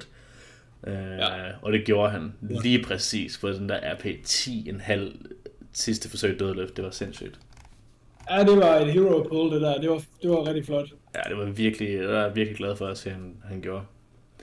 Ja, vi så det til fællestræning i P5. Yeah. Det var bare sådan på stolekanten, om han fik den der. Det var, det var tæt på. Det var virkelig et slip op i grebet, så han røget lige, altså det var fældig på gulvet for ham. Det mindst lille slip der, så havde den ikke været der. Og det var fandme tæt på, men han fik også lov at holde den lidt, og det gjorde han så også, så you got it, man. 93'erne til Worlds, det er nok den mest spændende klasse i form af, altså hvad for mange forskellige løfter på topniveau der. Vi har Brandon Petrie, som jo tidligere har lavet noget af den stil i 5 kilo vægtklassen og har lavet nogle sindssyge træningsløft. Vi har Gustav Hedlund, som lige har vundet Sheffield, og altså han er Gustav Hedlund. Og vi har Carlos, ham der fra Carlos Griffith, Peter et eller andet. Ja, ikke så jordet. Nærmest ny i sporten, har bare den mest absurde squat og dødløft. Kan ikke rigtig finde ud af at bænke nu. Men bænker stadig i hvert fald 190 plus, så er det måske en ægte contender i totalen. Hvis han kan finde ud af at løfte. Han har igen lidt det der samme som Panache med, han tager til tredje forsøg, andet forsøg, og så misser han bare tredje forsøg. Ja, han er bare sådan en løfter, der gerne vil bevise sig, ikke? Altså nu gjorde han virkelig et godt indtryk til Sheffield, fordi han var jo 2 millimeter fra at huske Gavin Aiden i verden med den der squat rekord, ikke? Hvilket var sindssygt, ikke? Ja, altså han tog den jo i et øjeblik. Det var kun lige fordi Gavin Aiden fik sin tredje squat for første gang nogensinde, at det ikke var Carlos, der har den lige nu. Og han var også i sin tredje dødløft, hvor han også lige ved at snuppe podiepladsen fra Keiko. Altså, det er crazy. Han er bare, altså, han var jo også der, jeg tror også Sheffield var sådan et stævne, hvor han virkelig skulle bevise, at han er ikke bare et wildcard, altså han er sgu en contender, ikke? Ja.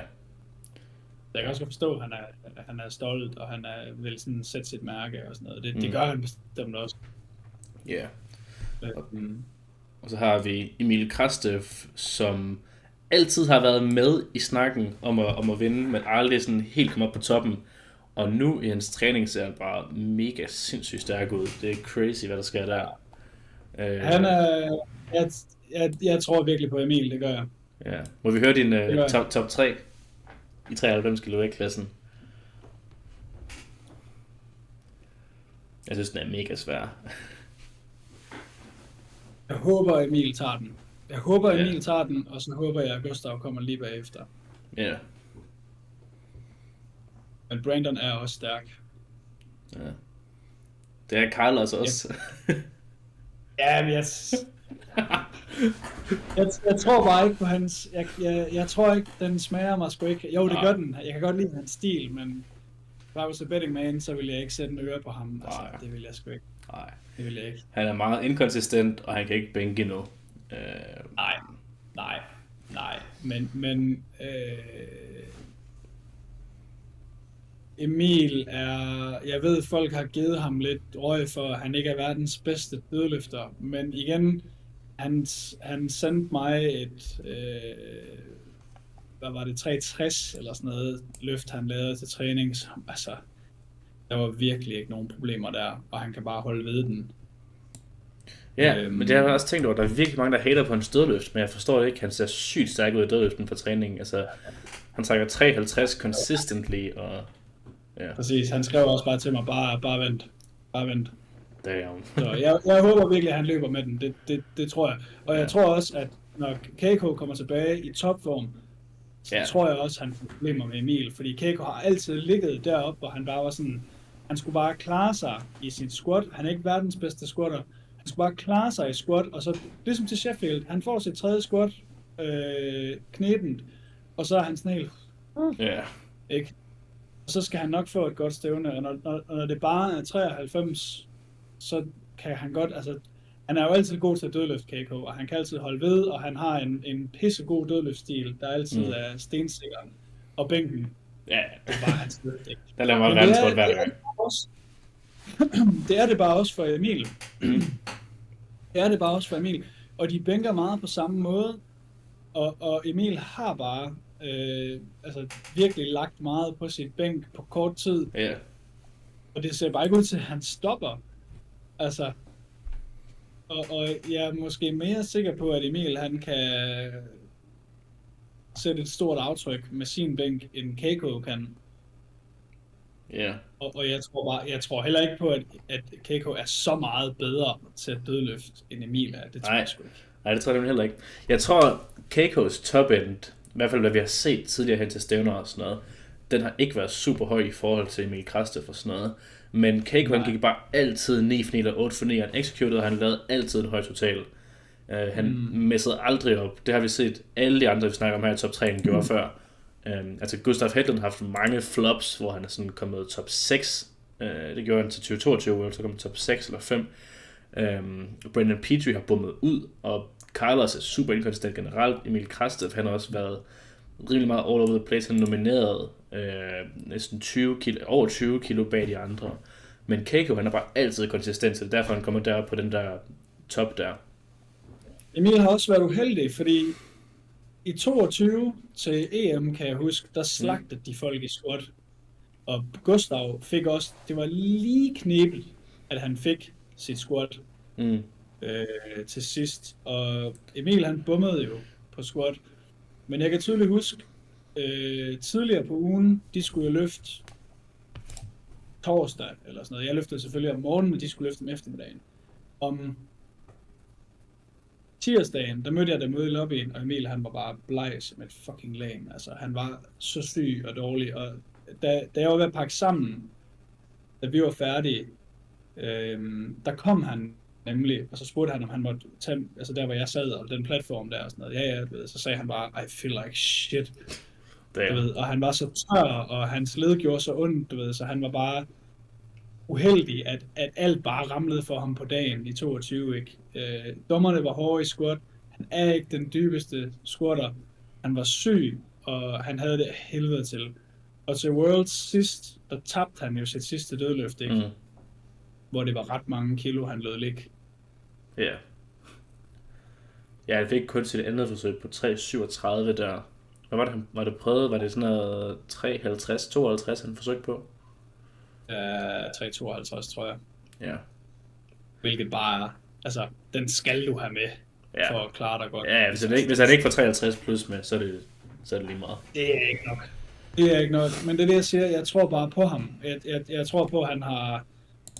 Jeg synes også, det ser ud til, at han squatter lidt dybere, end han har gjort hidtil. Han har sådan virkelig været gået tilbage til tegnebrættet, hvad squat og dødløft angår. Så jeg tror på ham. Ja. Og jeg håber, at han kan tage den. Ja, så Emil Kræstrup, number 1. Og nummer 2, det er Gustav. Ja. Så 3, det er Brendan Petrie. Ja, det tænker jeg. Ja. Jeg tror, jeg vil også have det på samme måde, så du bare bytte rundt på 2 og 3. Jeg tror, Brendan Petrie, han har højere top end, eller det er svært at sige, fordi Gustav, han er jo, han lavede samme ting som Brendan Petrie, men han gjorde det til Sheffield i stedet for Nationals. Og han så nærmest nemmere ud, men ud fra træningen for Brendan Petrie, og så vi er også samme coach med Brendan Petrie, så også lidt biased. Sådan. Så det er sådan, ja, det ved jeg ikke. Jeg tror bare på Brendan Petrie med hans træning. Jeg synes, han lavede en nem 320 squat for nylig. Ja. Han har set rigtig godt ud, og han er bare pisse stærk, ikke? Ja. Jeg tror, han er den til det her stævne, måske sammen med Emil Kræstrup, som har den højeste top end. Altså sådan, hvis man kigger på, hvem kan potentielt lave den højeste total om 1 år, så tror jeg, det er ham, der vil kunne det. Til et hvilket som helst stævne i hvert fald. Så i 105, der har vi Ashton Ruska og Anatoly. Det bliver lidt sådan, dem to, så er der alle andre. Der er også Emil Norling og Mohammed, ham der high by close grip, et eller andet man. Undskyld, det er ham fra Ligen, eller hvad ham med trapsen. Ja, det er ham, der har fejlet 2 plus dopingprøver eller sådan noget. Men får stadig lov til at stille op. Det er Mikkel Sørensens værste fjende. I don't know. Jeg ved det ikke. Men han har i hvert fald bare fejlet adskillige dopingprøver. Han bliver ved med at få lov til at stille op til Worlds igen og igen. Og det er sådan, what the fuck? Ja. Altså. Ja, jeg vidste det ikke, og der var så en af mine venner i 93 fra Irland, der var sådan, det er ham der er blevet poppet sådan 2 gange. Ja. Men hans traps, ikke? Altså. Ja. og han løfter også bare hella sus. Han ligner sådan en sådan gym bro, som godt kan lide at lave squat, bænk og dødløft. Hvor han squatter high bar, bænker, sådan, altså ikke bare close grip, sådan ultra close grip. Og, virkelig sådan overdrevet. Tættere end Anatoly. Ja, tættere end Anatoly, og han bænker close. Så, jeg ved ikke. Ja, han har nok, foruden mig, den mindst sådan advantageous løftestil i hele verden. Ja. Han gør det virkelig svært for sig selv. Ja. Så altså, på grund af hans doping, så vil jeg altså kalde Emil Norling som top 3 der, i stedet for. Fordi... Han er også notorisk for at squat højt, og især cut dybde på tunge forsøg, ham der. Og gør han det? Eller hvad? Ja, okay. Han blev også virkelig, han fik virkelig røv for sin dybde til Worlds sidste gang. Nå, okay. Og forsøgte han ikke på sådan en verdensrekord eller sådan noget? Hvorfor noget? Forsøgte han ikke på noget fuldstændig sindssygt verdensrekord ting tæt på eller sådan noget? Jeg tror han forsøgte på et eller andet sådan tæt på, eller i hvert fald, måske var det bænkpres, han forsøgte på noget, der var tæt på. Han prøvede i hvert fald noget crazy, men ikke fik i hvert fald. Jeg kan huske, hvad et løfte var. Ja, jeg mener, at hans tredje squat var sådan lidt... Jeg synes, kommentatorerne de undrede sig sådan lidt over, at de havde loadet det, men jeg ved ikke. Ja, det er også, jeg husker det. Jeg ved ikke, hvor pålideligt jeg vil sige, at deres coaching staff er uden at træde nogen over til. Nej, det er ikke så godt. Men han har også en skæg dødløftstil. Han er super konventionel, først og fremmest, hvilket jo er udmærket, men super shaky, og ved, knæene, der bare er over det hele, ikke? Altså, stærk nok i ryggen til at låse alt i verden ud, men det der med, når benene bare kører altså sådan, som stempler frem og tilbage, ikke, inden du lukker ud, og ja. Vil du give en top 3 til 105?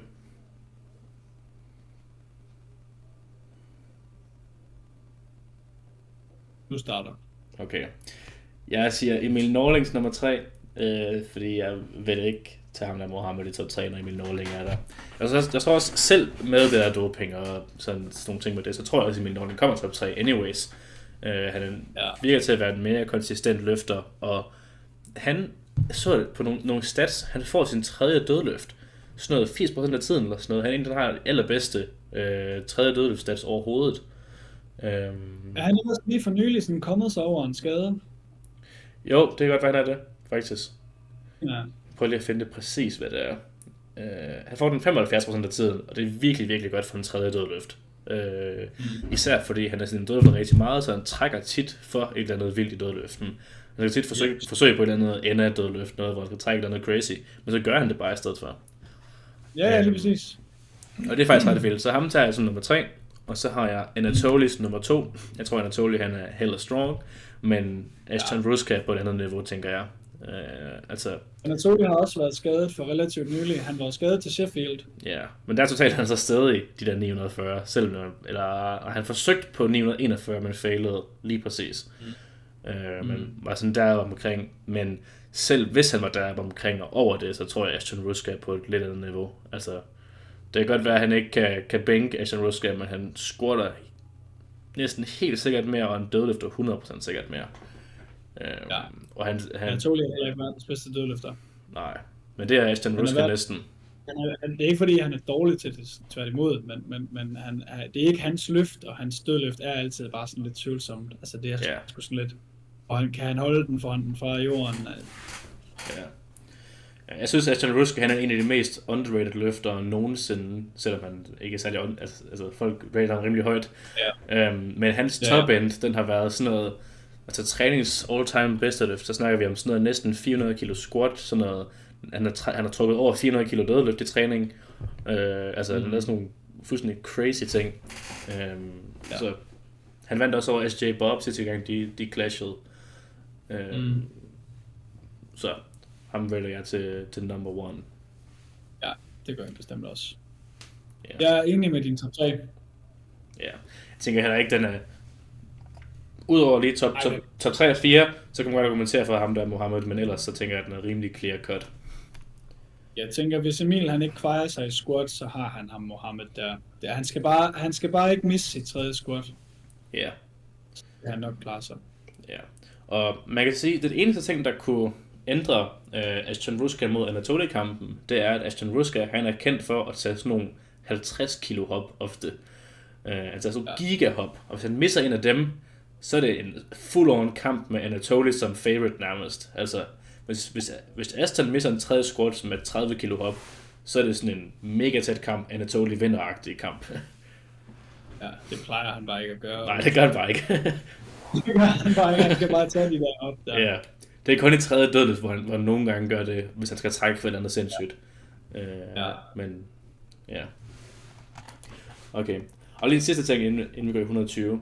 Vi har ham der, englænderen, Dylan Sanchez, som forsøgte på 411 kilo dødløft til Arnold. Ja, det er ham, den mørke der, ikke? Jo, ham den høje dude fra England, som dødløfter med verdens længste arme. Som potentielt vil prøve at trække den tungeste, eller han vil prøve at trække den tungeste dødløft nogensinde i IPF der. Så det bliver spændende at se, om man kan det også. Han kommer ikke til at placere noget i totalen højst sandsynligt, fordi han banker 187 og squatter under 300. Men 120, der har vi jo Bob Matthews, SJ Bob, Tony Cliff, og så har vi alle der junior, og vi har Jonah og ham der, jeg kan ikke udtale hans navn, men Etienne, ham der, jeg ved ikke, om du har set ham. For et par måneder siden lavede han en 402 kilo dødløft i træning, som så virkelig god ud, men ja, præcis. Men han har ikke siden da ikke rigtig kunne komme op og lave noget sammenligneligt med det igen. Og jeg ved ikke helt, om han kommer til at lave så meget til stævne. Men han har i hvert fald top-end til det. Og så er der selvfølgelig Tony Cliff, som vandt sidste år, som har en monster crazy bænk. Ikke verdens bedste squat eller dødløft som sådan. Og der er også Sahad Mohammed fra Algeria. Jeg ved altså ikke helt, om jeg kender ham. Nej, det siger mig heller ikke noget. Jeg tror måske, jeg hørte nogle preview shows, jeg tror måske, at det er en fake total, han har skrevet ind. 925. Jeg tror, at den ikke passer. Det lyder faktisk sandsynligt, fordi jeg kan ikke huske ham fra EM, eller hvad hedder det for EM, fra et tidligere VM. Og jeg kan, altså de to andre, Indy Raj, eller Indy, som de bare kalder ham, og så Victor, dem kan jeg i hvert fald godt huske. Også, hvad hedder han, Peru fra Frankrig. Dem kender jeg, altså dem kan jeg sagtens kende. Okay, jeg kan faktisk se, at han scorede totalt 925 til World sidste år, men jeg har ikke hørt om det eller noget som helst, men I don't know. Det er bare ikke lagt Nej, det har jeg heller ikke lagt mærke til. Sorry, bro. Nej. Okay. Men ellers, ud af top 8, der kan jeg heller ikke, jeg kan ikke kende flere. Jeg tror, han har vundet ham der. Han vandt 2022 Worlds. Ham der Sahad Mohammed. Okay. I 120. Det siger mig ingenting. Det siger heller ikke bare noget som helst. Intet overhovedet. Jeg kan slet ikke se ham for mig. Det kan jeg heller ikke. Ja, det billede, der er, det er sådan et billede af, da han gik i skole og havde sådan en uniform på, og med sådan en lille hat og sådan nogle ting. Inde på Goodlift. Men ja, det er lidt weird. Nå, han er helt sikkert også med, at han har vundet Worlds før, tydeligvis. Og så er der Indy, som kan dødløfte alting. Men... Jo, det er sgu da ham der... Det er sgu da ham der han har bare gået op i 120 plus jo så. Ham der var så god til at bænke. Er det ham? Ja. Så er han bare gået ned igen. Så er han gået ned i 120 igen. Og han er op i minus 120 nu her. Eller hvad? Jeg synes bare, nu håber jeg virkelig ikke, at jeg er ved at fejle mig. Jeg søgte også lige på Mohammed Sahad, og så kom der en fra samme land op. Og det er ham der... Han har stillet op siden 2017. Virkelig fristet til at sige, at det er ham. Nå, det er i hvert fald spændende. Stærk mand, uanset i hvert fald. Men den er 2022 Worlds, der vandt han. Det har du ret i, 920. Ja. Men rimelig sygt, vi ikke rigtig kender ham, og han har vundet Worlds og lavet totalt på 25 og alle sådan nogle ting.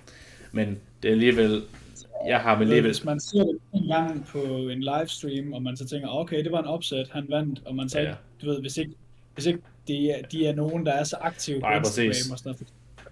Og hvis der ikke var nogen Tony Cliff eller Bob Matthews eller nogen andre sådan store personer, han vandt mod, og det bare var sådan ham selv, så det er sådan, okay. Ja, og ham der Indy fra England, ham der er så pissegod til dødløft, ham med det store skæg, du ved. Ja.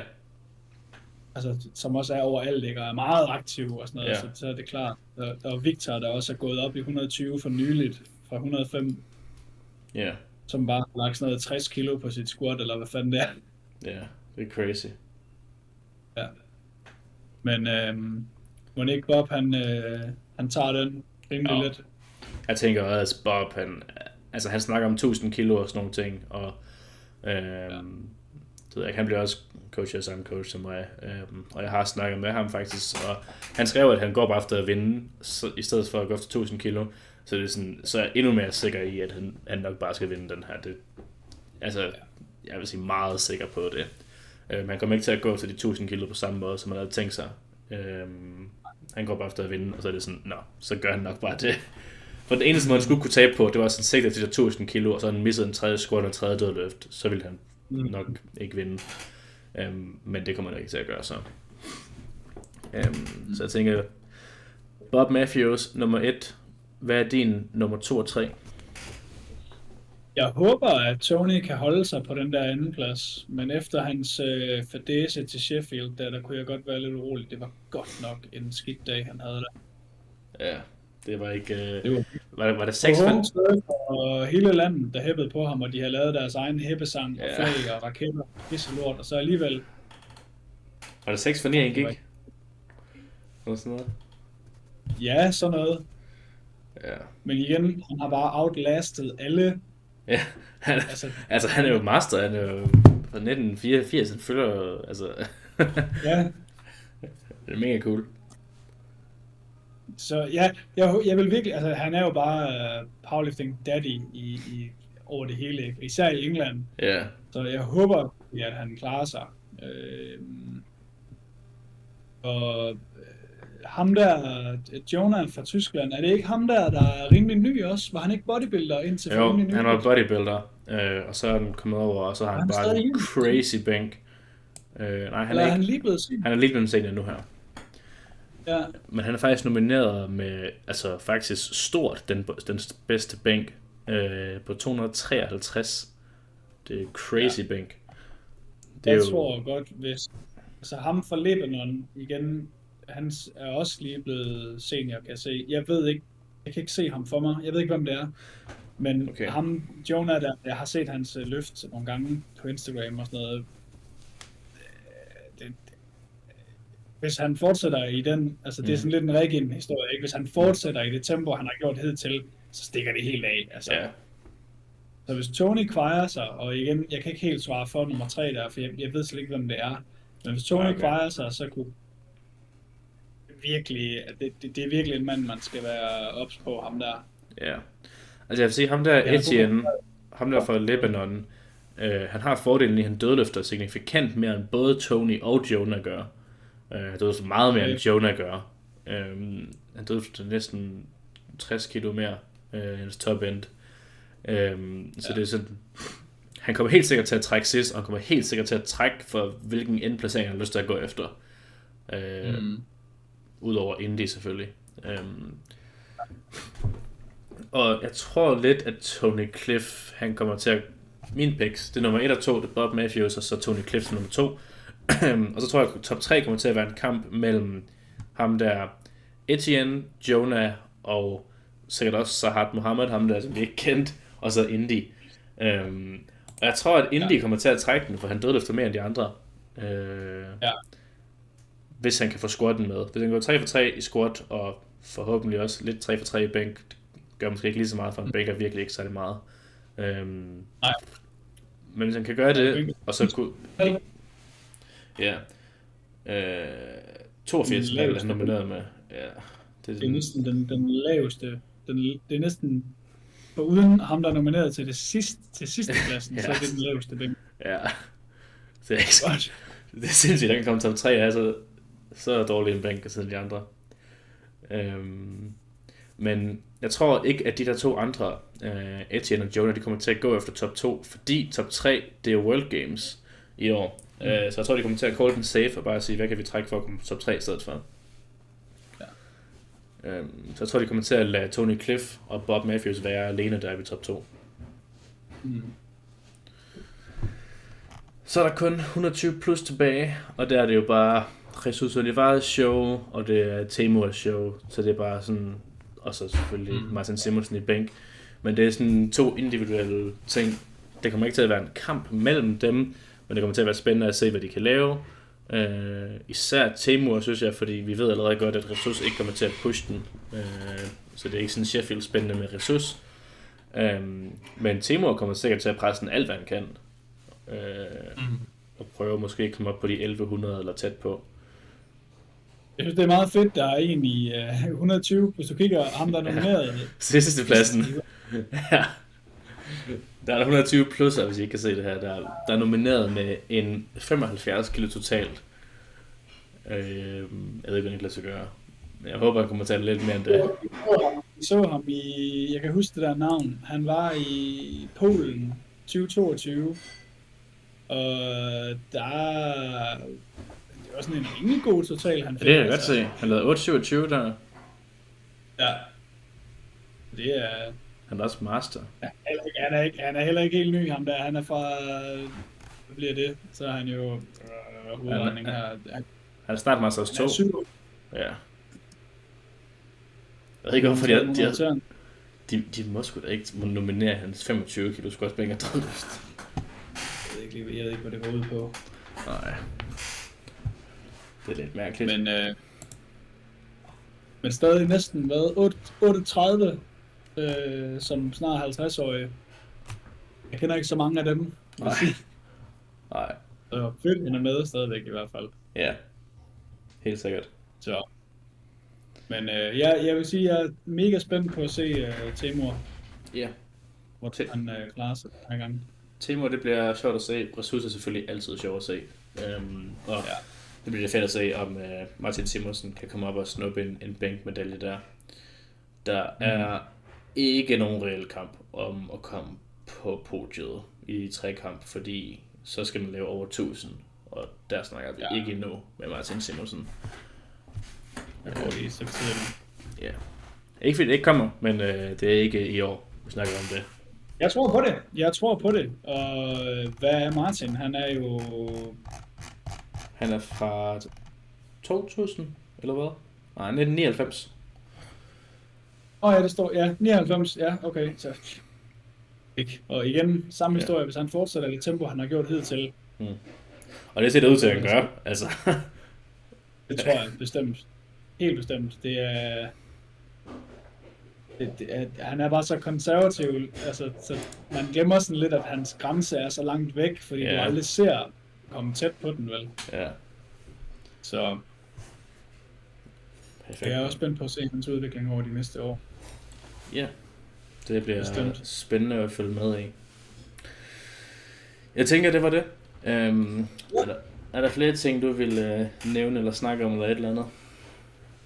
Ikke andet end at selvfølgelig ønske held og lykke til dem, vi har dernede. Og jeg håber, at folk kommer hjem med en masse nye gode totaler og rekorder og fornyet GL-pointlisten lidt. Det er jo fantastisk, hvor meget posen bliver rystet i den for tiden. Så held og lykke til alle vores løftere, og så selvfølgelig tune ind og kigge det online. Ja, og held og lykke til dig, og alle de andre, der skal med til DM også. Det bliver spændende at følge med i, og forhåbentlig hvis man ikke selv har fulgt med lidt i forhold til, hvad der kommer nu her til VM, så har man lidt bedre idé om, hvad der kommer at følge med i nu til VM og DM. Så det bliver spændende at se. Jeg tænker, det var det. Tak fordi I lyttede med. Det er også den længste episode endnu, på næsten 2 timer, så det er meget godt. Peace out. Ses.